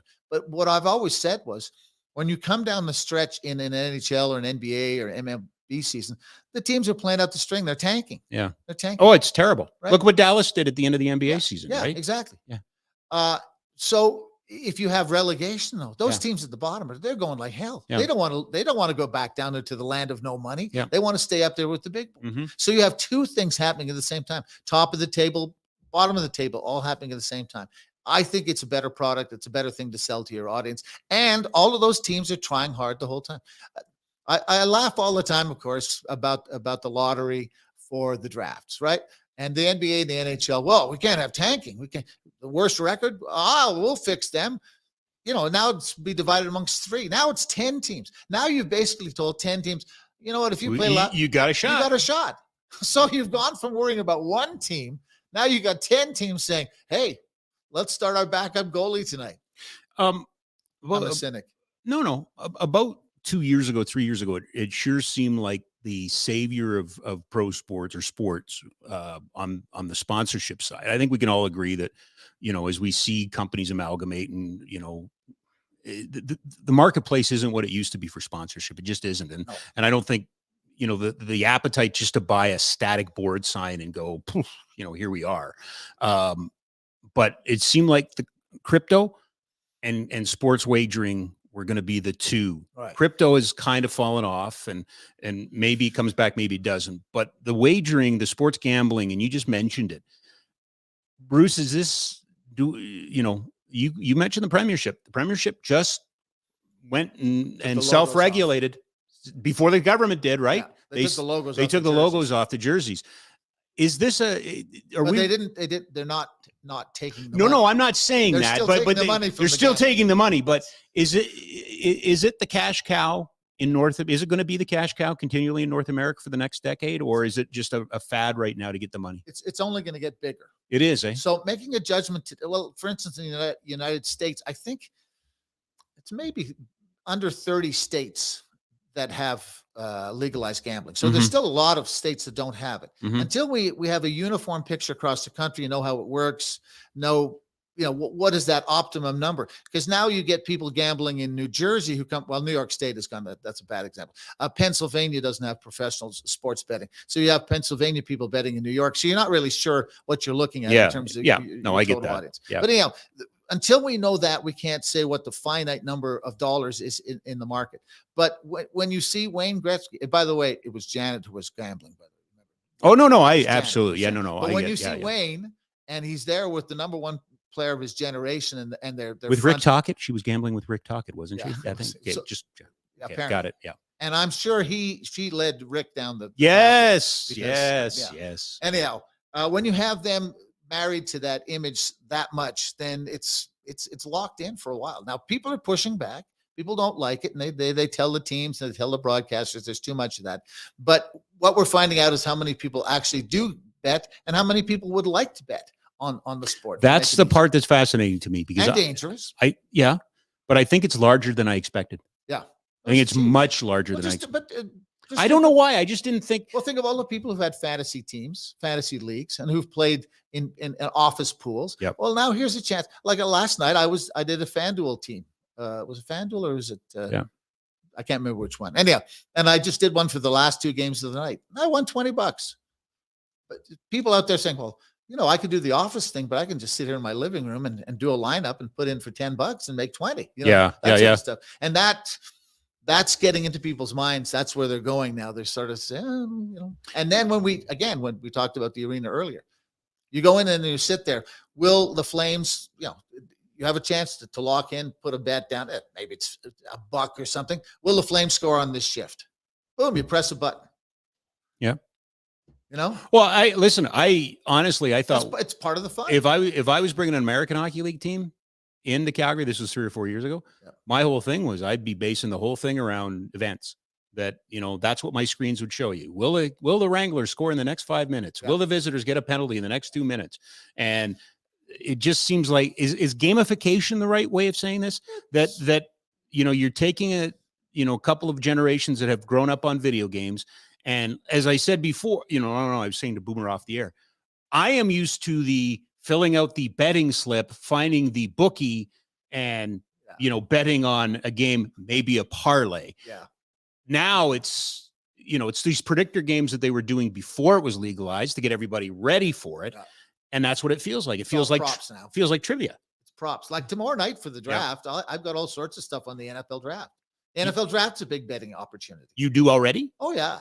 Also, do you need help? Are you okay? I've learned. The first guy I ever dealt with in Toronto, the first bookie I ever dealt with. And this is in the days when they were bookies. Yeah. Was like, like this. And he literally, he would show up in a beat up old Cadillac and he'd have the odds written on a pen and paper here. And he'd open his trunk and the trunk would be full of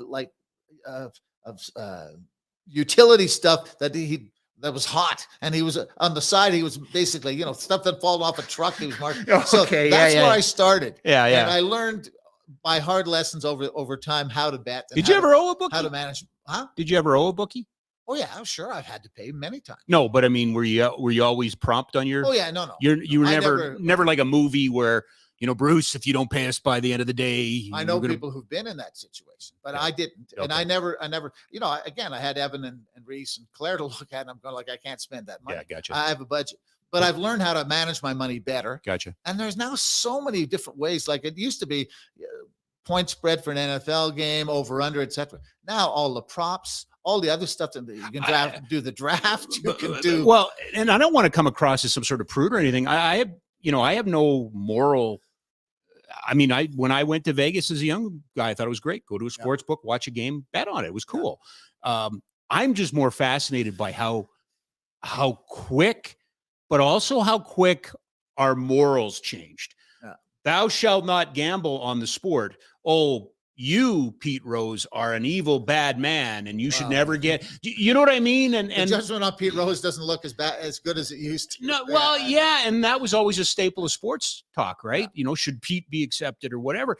And now it's, and I'm not saying what he did was right. That's not what I'm saying. But I'm just saying the whole societal shift happened so rapidly because it's only 2018 that the Supreme Court allowed. In the States, right in the States. Well, people were betting a lot of money, and there was still Vegas. Yeah. But I'm saying where all of a sudden now the other states could get in. Well, right? and for Canadians, we've been able to access the offshores for a long time. Yeah, at least a decade that I've been involved with Bodog or Pinnacle and those kind of people. Yeah. But so you've had that, and what we're finding out now is how many people were betting all along, right? And how many people will bet now that it's easier. And they'll migrate from office pools to I just find selling squares and all that stuff to it. I just find it a little obtrusive. If I want it, I know where I can go get it. But I don't think they're selling it right. As a guy who bets, and I don't bet a ton of money, but as a guy who does it, I don't think. And God bless Cabby and all those people. None of the ads go anywhere for me. They don't make me understand why I should do this, or none of those ads are going to turn me into a gambler. Yeah. They need another way to send the message to be even more subversive and more dangerous to people, because they'll go, oh wow, that's even better, because they're not getting me to bet. What I God chuckle bless about, Gavin. I don't know if you find this as funny as I do. What I chuckle about is the innocence of youth and watching, football, NFL football back in the 70s, Yeah. and Jimmy the Greek would come on. Yeah. And Jimmy was just predicting these games, and they're going to win. He's right. They're going to win by a field goal. By 7, by 6. He thinks it's going to be, and I had no idea what it meant. Yeah. It was just Jimmy the Greek. it was him and Musburger basically doing all Yeah, that stuff. that's And right. of course, Musburger and his brother have done VEASAN. Yeah, And and so I watch VEASAN every morning. you do, eh? Oh yeah. So is that the way to do it? Yeah, because there's a lot of people there who know what they're doing. Like I don't bet any hockey. I don't really bet baseball. I bet some golf. I like golf. Yeah. I do some NFL, but I Okay. do events like the draft and things like that. I mean, I try to stick to the things I know Okay. and the things that I can handicap a little bit for myself. And then I also know people who are really good. Like there's one guy in VEASAN who does tennis to death. He's fantastic at tennis. He's winning like 60% of the time, maybe more. So, I follow him. Sure. But anyhow, No. I'm glad. Hey, listen, these are not the same conversations I have when Pete comes on. I did a story on Jim back when I was a young man. Yeah. And I was just starting out in the business. I was a TV Guide magazine, the Canadian TV Guide. You Yep. remember the little one went on? I do. TV? Yeah. And I was sent to New York City to do a piece on Jimmy the Greek. Okay. And I spent the afternoon with him at the Aqueduct racetrack. And he wasn't. That's a movie, right? Oh yeah. It was. Yeah. There was For me, it was a movie. there was there. there was made men there, I'm assuming. Oh, Aqueduct and around Jimmy? Yeah. Absolutely. Yeah. Jimmy. Yeah. Yeah. Sure. And he wasn't having a good afternoon betting wise. And so my story was not getting anywhere. I couldn't get his daughter was the liaison for me being there. And most of the quotes in the book, she basically she phrased for me because Jimmy was not in a good humor about it. He talked a little bit about growing up in Pennsylvania and the hard Scrabble town, all that sort of stuff. And then we got stuck in traffic coming back into New York City. And I had to sit there with a brooding Jimmy the Greek for half an hour in New York City traffic. Going, oh my God.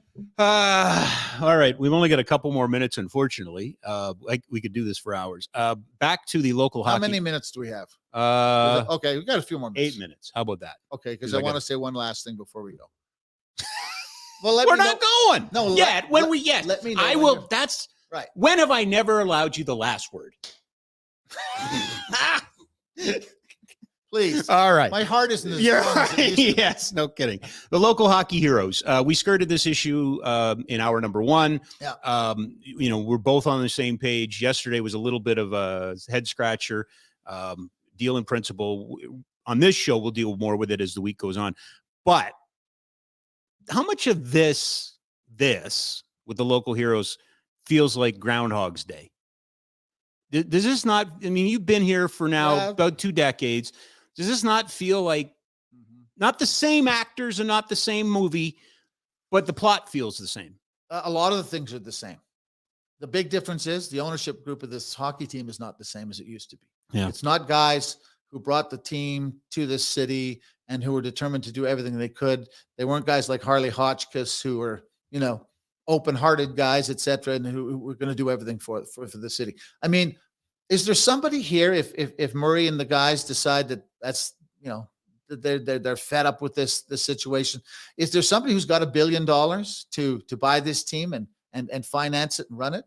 I don't know. I mean, there are people with $1 billion in Calgary. There are rich people here, but is there somebody who's disposed towards financing the hockey Not that team? I'm aware of. Yeah. I mean, not whose name has come up. Let's put it that way. And that's what concerns me is if this ownership structure we have now falls apart or isn't working and they decide they want to get out, who rescues this team to keep it in the city? Wasn't it supposed to be the Shaws? Like a long time ago. I think there's always these names, right? The big Yeah. family names, the Thompsons, the Shaws, they'll jump in, they'll spend the money. We find, Rob, that people who get rich is because they know how to not spend big amounts of money on things that are unpredictable. They spend conservative amounts on things that work. But am I So I'm but am I off base on this? Because I agree with you up to this point. If I'm paying attention, and now they're telling me that the sale price of the Ottawa Senators might be north of $1 billion. Was 800 million there? Like it's valued at 450. Now it's 800 million. They might sell it for over $1 million. You know, say what you will about this club, and it has its issues, but to me, it's got more value than the Ottawa Senators. You would think so. So if you're Murray, are you know, no, I think I'll hold on to it for a bit here. Do you think there is even somebody out there to tempt him by trying to buy it? I don't think there is. I don't think in Canada. Well, somebody who would keep it in Calgary. I don't know, Bruce, because I'm as an Expo fan. I remember when out-of-towners bought the Expos. Yeah. Oh my God, and I don't want that. No, I don't. I don't think it's going to happen. Yeah. But your point, it's kind of if you run a good shop, you've got a redundant backup. Yeah. Right. If I go down, somebody's got to be ready to come in. If you go down, somebody's got to be. If not Murray, then who? Yeah.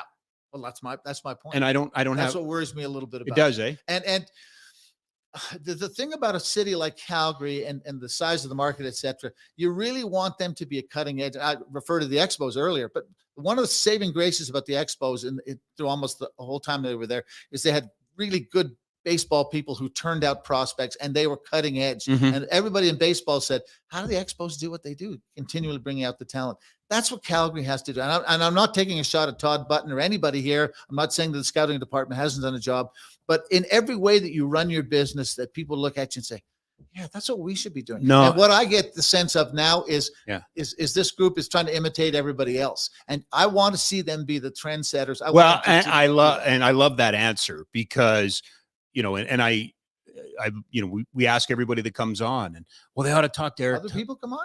Yeah, once. What happened one time? I thought because I was this is really encouraging to me because you stayed for the whole time. I thought it was because I owed you money. No, but you know, they got to get Eric Tulsky. But the other thing I hear all the time is, well, they ought to interview other people. Okay. And then they can ask them how come it works for them. And I'm like, what are you trying to do here? Yeah. To your point,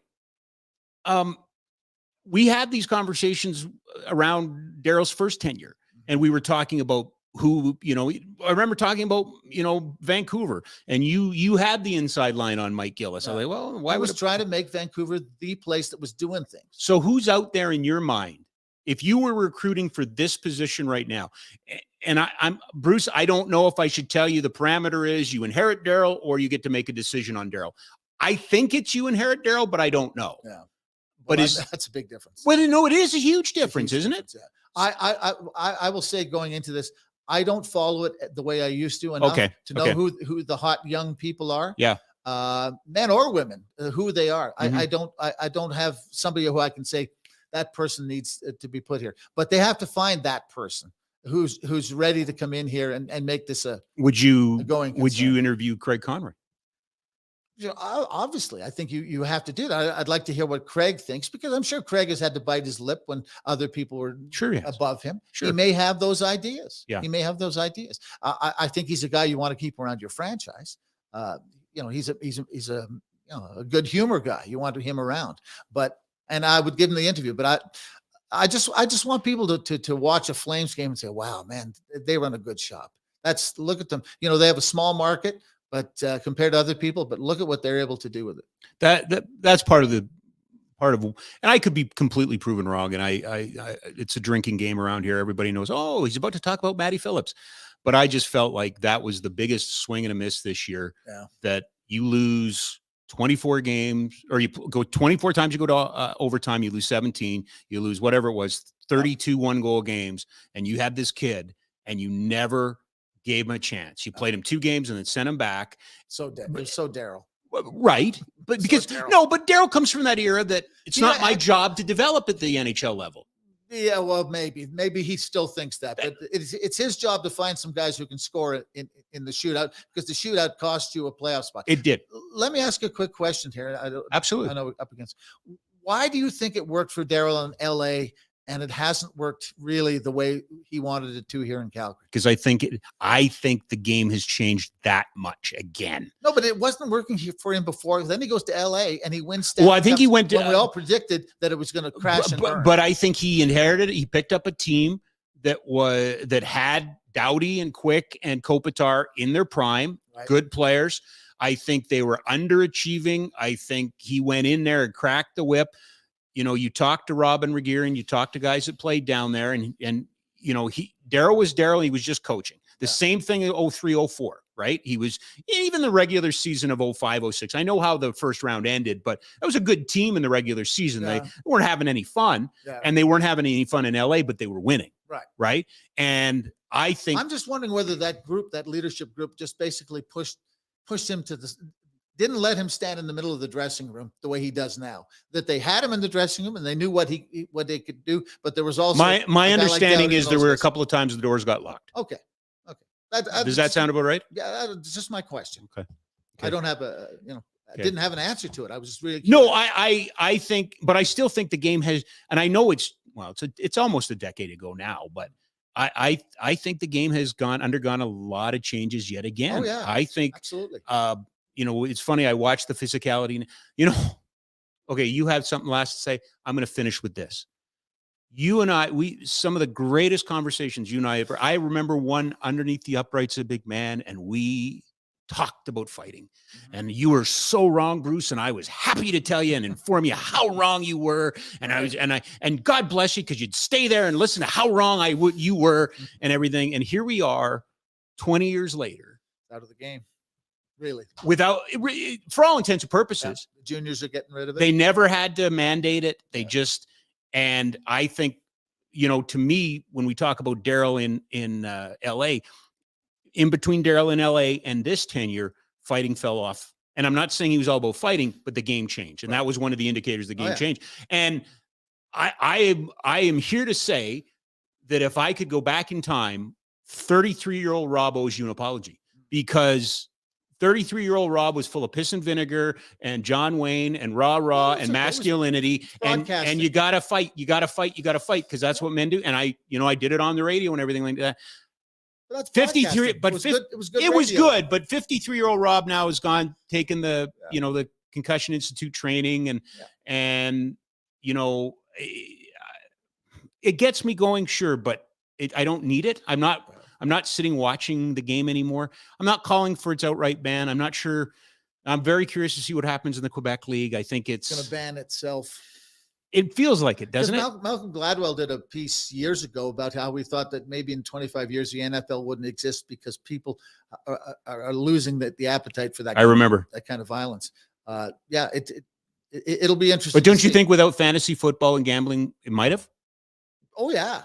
I don't think we appreciate, not you and I, but I don't think the general public appreciates how much fantasy football is responsible for propelling that league forward. Now that I'm an old guy, and old guys they shake their fists at the clouds. My only hockey thing, and this has bugged me for 20 years. Why I don't understand why hockey people don't do this. Is another thing comes from soccer. Is I don't understand why it is when the other team has their 5 guys inside of your defensive zone, you are obsessed with having your 5 guys stay in there. Why do you not take your best player and put him at the opposite blue line and force them to relieve the pressure and have somebody come out and cover your guy? Groupthink. Exactly. It does 2 things. First of all, you have breakaway pass. Second of all, you'll never get an icing against you because your guy's right there. He can win every race against icing. To me, it's all of a sudden creating using another half of the rink that we don't use right now. From what I've seen, you do 5-on-4 all the time on penalty. From what I've seen in hockey, that even if a coach in the American League said, "I want to try this," he'd get beaten down. Oh, and if he got away with it, then he would be that crazy guy in that team that we don't talk about. Like right? Mike D'Antoni in the NBA who wants to do full court press stuff. Yeah. I'm with you. I just said I'm so old and so cranky. Yeah, it's funny because mine I'm so sick and tired of watching more of the game in replay and being rewound than in live, because of all the reviews. And then I'm so sick and tired of us playing people's court with that's a goal, that's not a goal, that's a goal, that's not a goal. I'm okay with human error. My parents were okay with human error. Clear. But my thing is, you want perfection? My thing is, if you can get it right, get it right. Yeah. And that's where the gambling comes Well, in. you clearly don't listen to this show enough. because we have, there's none of that around here. No. Last word is yours before I have my last word, but go ahead. No, I just wanted to say, and I remember back in 2007, and of course I came on to co-host with you because our good friend Joe Fan got sick, and he passed away in I think it was March of 2007. It was Valentine's Day. Yeah, it was in February. Okay, yeah. That's right. Okay, the point I was going to say is that I was working with you because of him. And I was on the air with you the day that I got a phone call that my dad had passed away. Yeah. And I was in the studio with you. Yep. And I went out and took the call, and I came back in, and my head was spinning, as you can imagine. And you said, "What do you want to do?" And I said, "You know what? The best thing for me to do is let's finish this show." And I always wanted to thank you for, you had just the right tone for me. I was dizzy trying to think of what was going to happen next, all that sort of stuff. And I've never had the chance to thank you for it. A moment when you only have a father die once. So it was a big moment for me. And it was a moment I always remember from our partnership. I appreciate that. And so thank you. Yeah. And I losing him and Joe Sports in the same period of time was very close. Yeah. It was hard. Anyhow, thank you. But I listen right back at you, because I moved here and right away I got, Joe and Kevin's producer and little fill in here or there. And then I got thrown on the morning show, and you were, I think, the lone live guest on the 960 morning show at one time. And you had the column in the Herald, and you wrote a really nice piece about me. And that just settled me right down. I had, I'd moved my family in the whole 9 yards, and I didn't know, like, this is the big time for me. And then you wrote something really nice in that column that you didn't have to do. And I'm forever grateful, but I'm forever grateful because we haven't talked in 11 years. Yep. Doesn't matter. You walk through the door, you sit down, we can do this. Yep. You're the best. Well, you are the best. Would you come back? Yeah, absolutely. I'd love to have you back. Where can I find you if I'm looking for you? If I wanted to read more or listen to you, or where? I'm usually in front of the Costco down at the Costco. Yeah, okay. You can find me looking for online samples. Not the public broadcaster. Not the publicbroadcaster.ca. .com. I said it's not the public broadcast. Well, here's the CA one.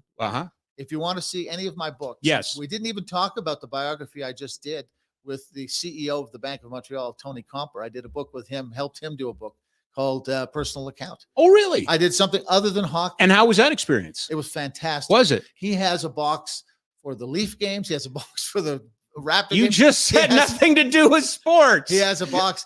That's where we go, and we did a lot of the recordings. Anyhow, okay. But if you want to look at any of the books, yes, BruceDowbiggenBooks.ca. Not the publicbroadcaster.com. That's for BruceDowbiggenBooks.ca. This one with your son, Evan, Inexact Science. His name's first, too, on the title. Yes. And a new one coming out. When do you think Deal With It will be out? We're self-publishing, so I'm going to hope towards the end of the year. Okay. You'll come. Well, we'll have you back before then, but we'll certainly have the two of you on. Call. Thanks, buddy. This was fun. This is good. Even if I ran out of water half an hour ago. What can I say? I'm a terrible host. Bruce Dowbiggen, everybody, brought to you by Ski Sellers Snowboard, skisellerssnowboard.com. In Calgary for 76 years, 3 locations: McLeod Trail by Chinook Center, 17th Avenue Southwest, just off of 14th Street, and Bow Ridge Road Northwest by McDonald's at Windsport. And again, all kinds of great gear. And if you're a hockey player, check out their snow skating. That's pretty cool stuff. Final mile for you today. A couple things. It's interesting. It's funny. We talked a little bit about officiating, talked a little bit about fans. I have an old, I have a kind of a rule of thumb when we were doing games that I would never talk about officiating unless it was a win. Because I feel like if you start talking about officiating during a loss, then it's sour grapes. So I applied that to this. A good friend of this program, she was on a little while ago, sent this to me yesterday. It's a series of really disturbing tweets. And she's an Oiler fan. But if you read them, they're talking about spitting on kids. In there, they're saying, okay, game 6 Saturday, I encourage you to do as much harm verbally or physically to Oiler fans. It's social media. I get that. Cool. I get it's the Oilers, but I feel like because I have no horse in the race and anything, maybe there's a little bit. But this fan behavior stuff is starting to get out of control.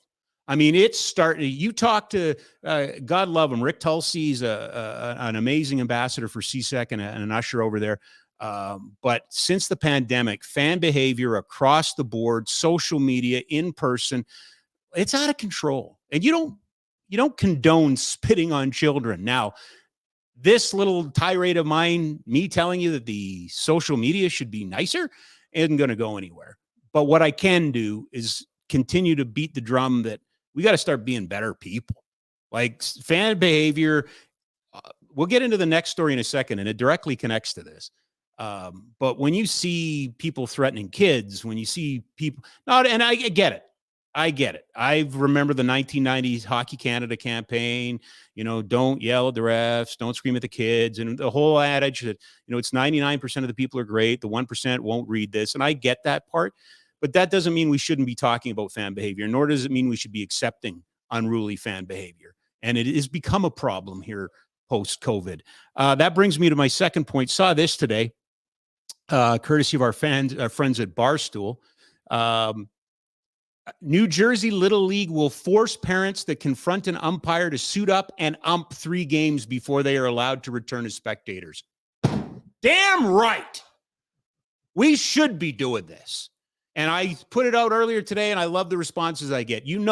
I've been talking about Project Ref that we're doing with kids sport, and I've had conversations with basketball, soccer, and hockey, and we're all having the same problems.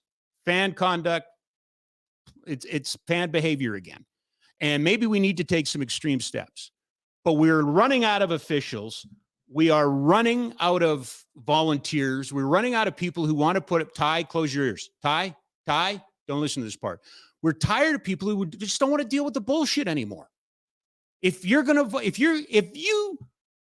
my age and you somehow think that screaming at a 14-year-old girl at a soccer game is acceptable behavior, God help us.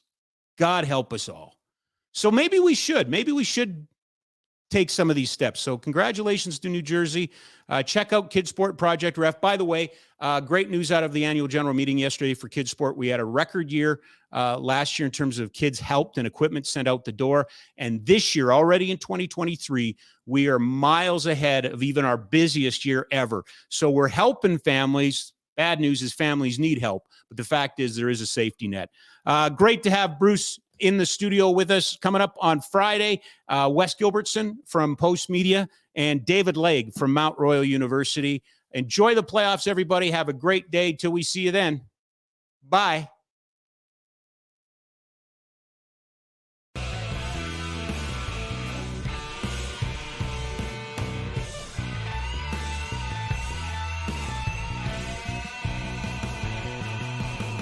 When there's 2 sides to every coin, then there's a conversation you can join. But I'm an old dog and there's new tricks, and some of my opinions you just can't fix. 'Cause I'm an old man yelling at the sky. I'ma shake my fist at the clouds and cry. Get off my lawn, you snowflake, before I have a meltdown, breakdown, shakedown. 'Cause this is my hometown, so back down, sports clown. It's all just a game, and it's the last down, let down, cowtown. I said it's all just a game.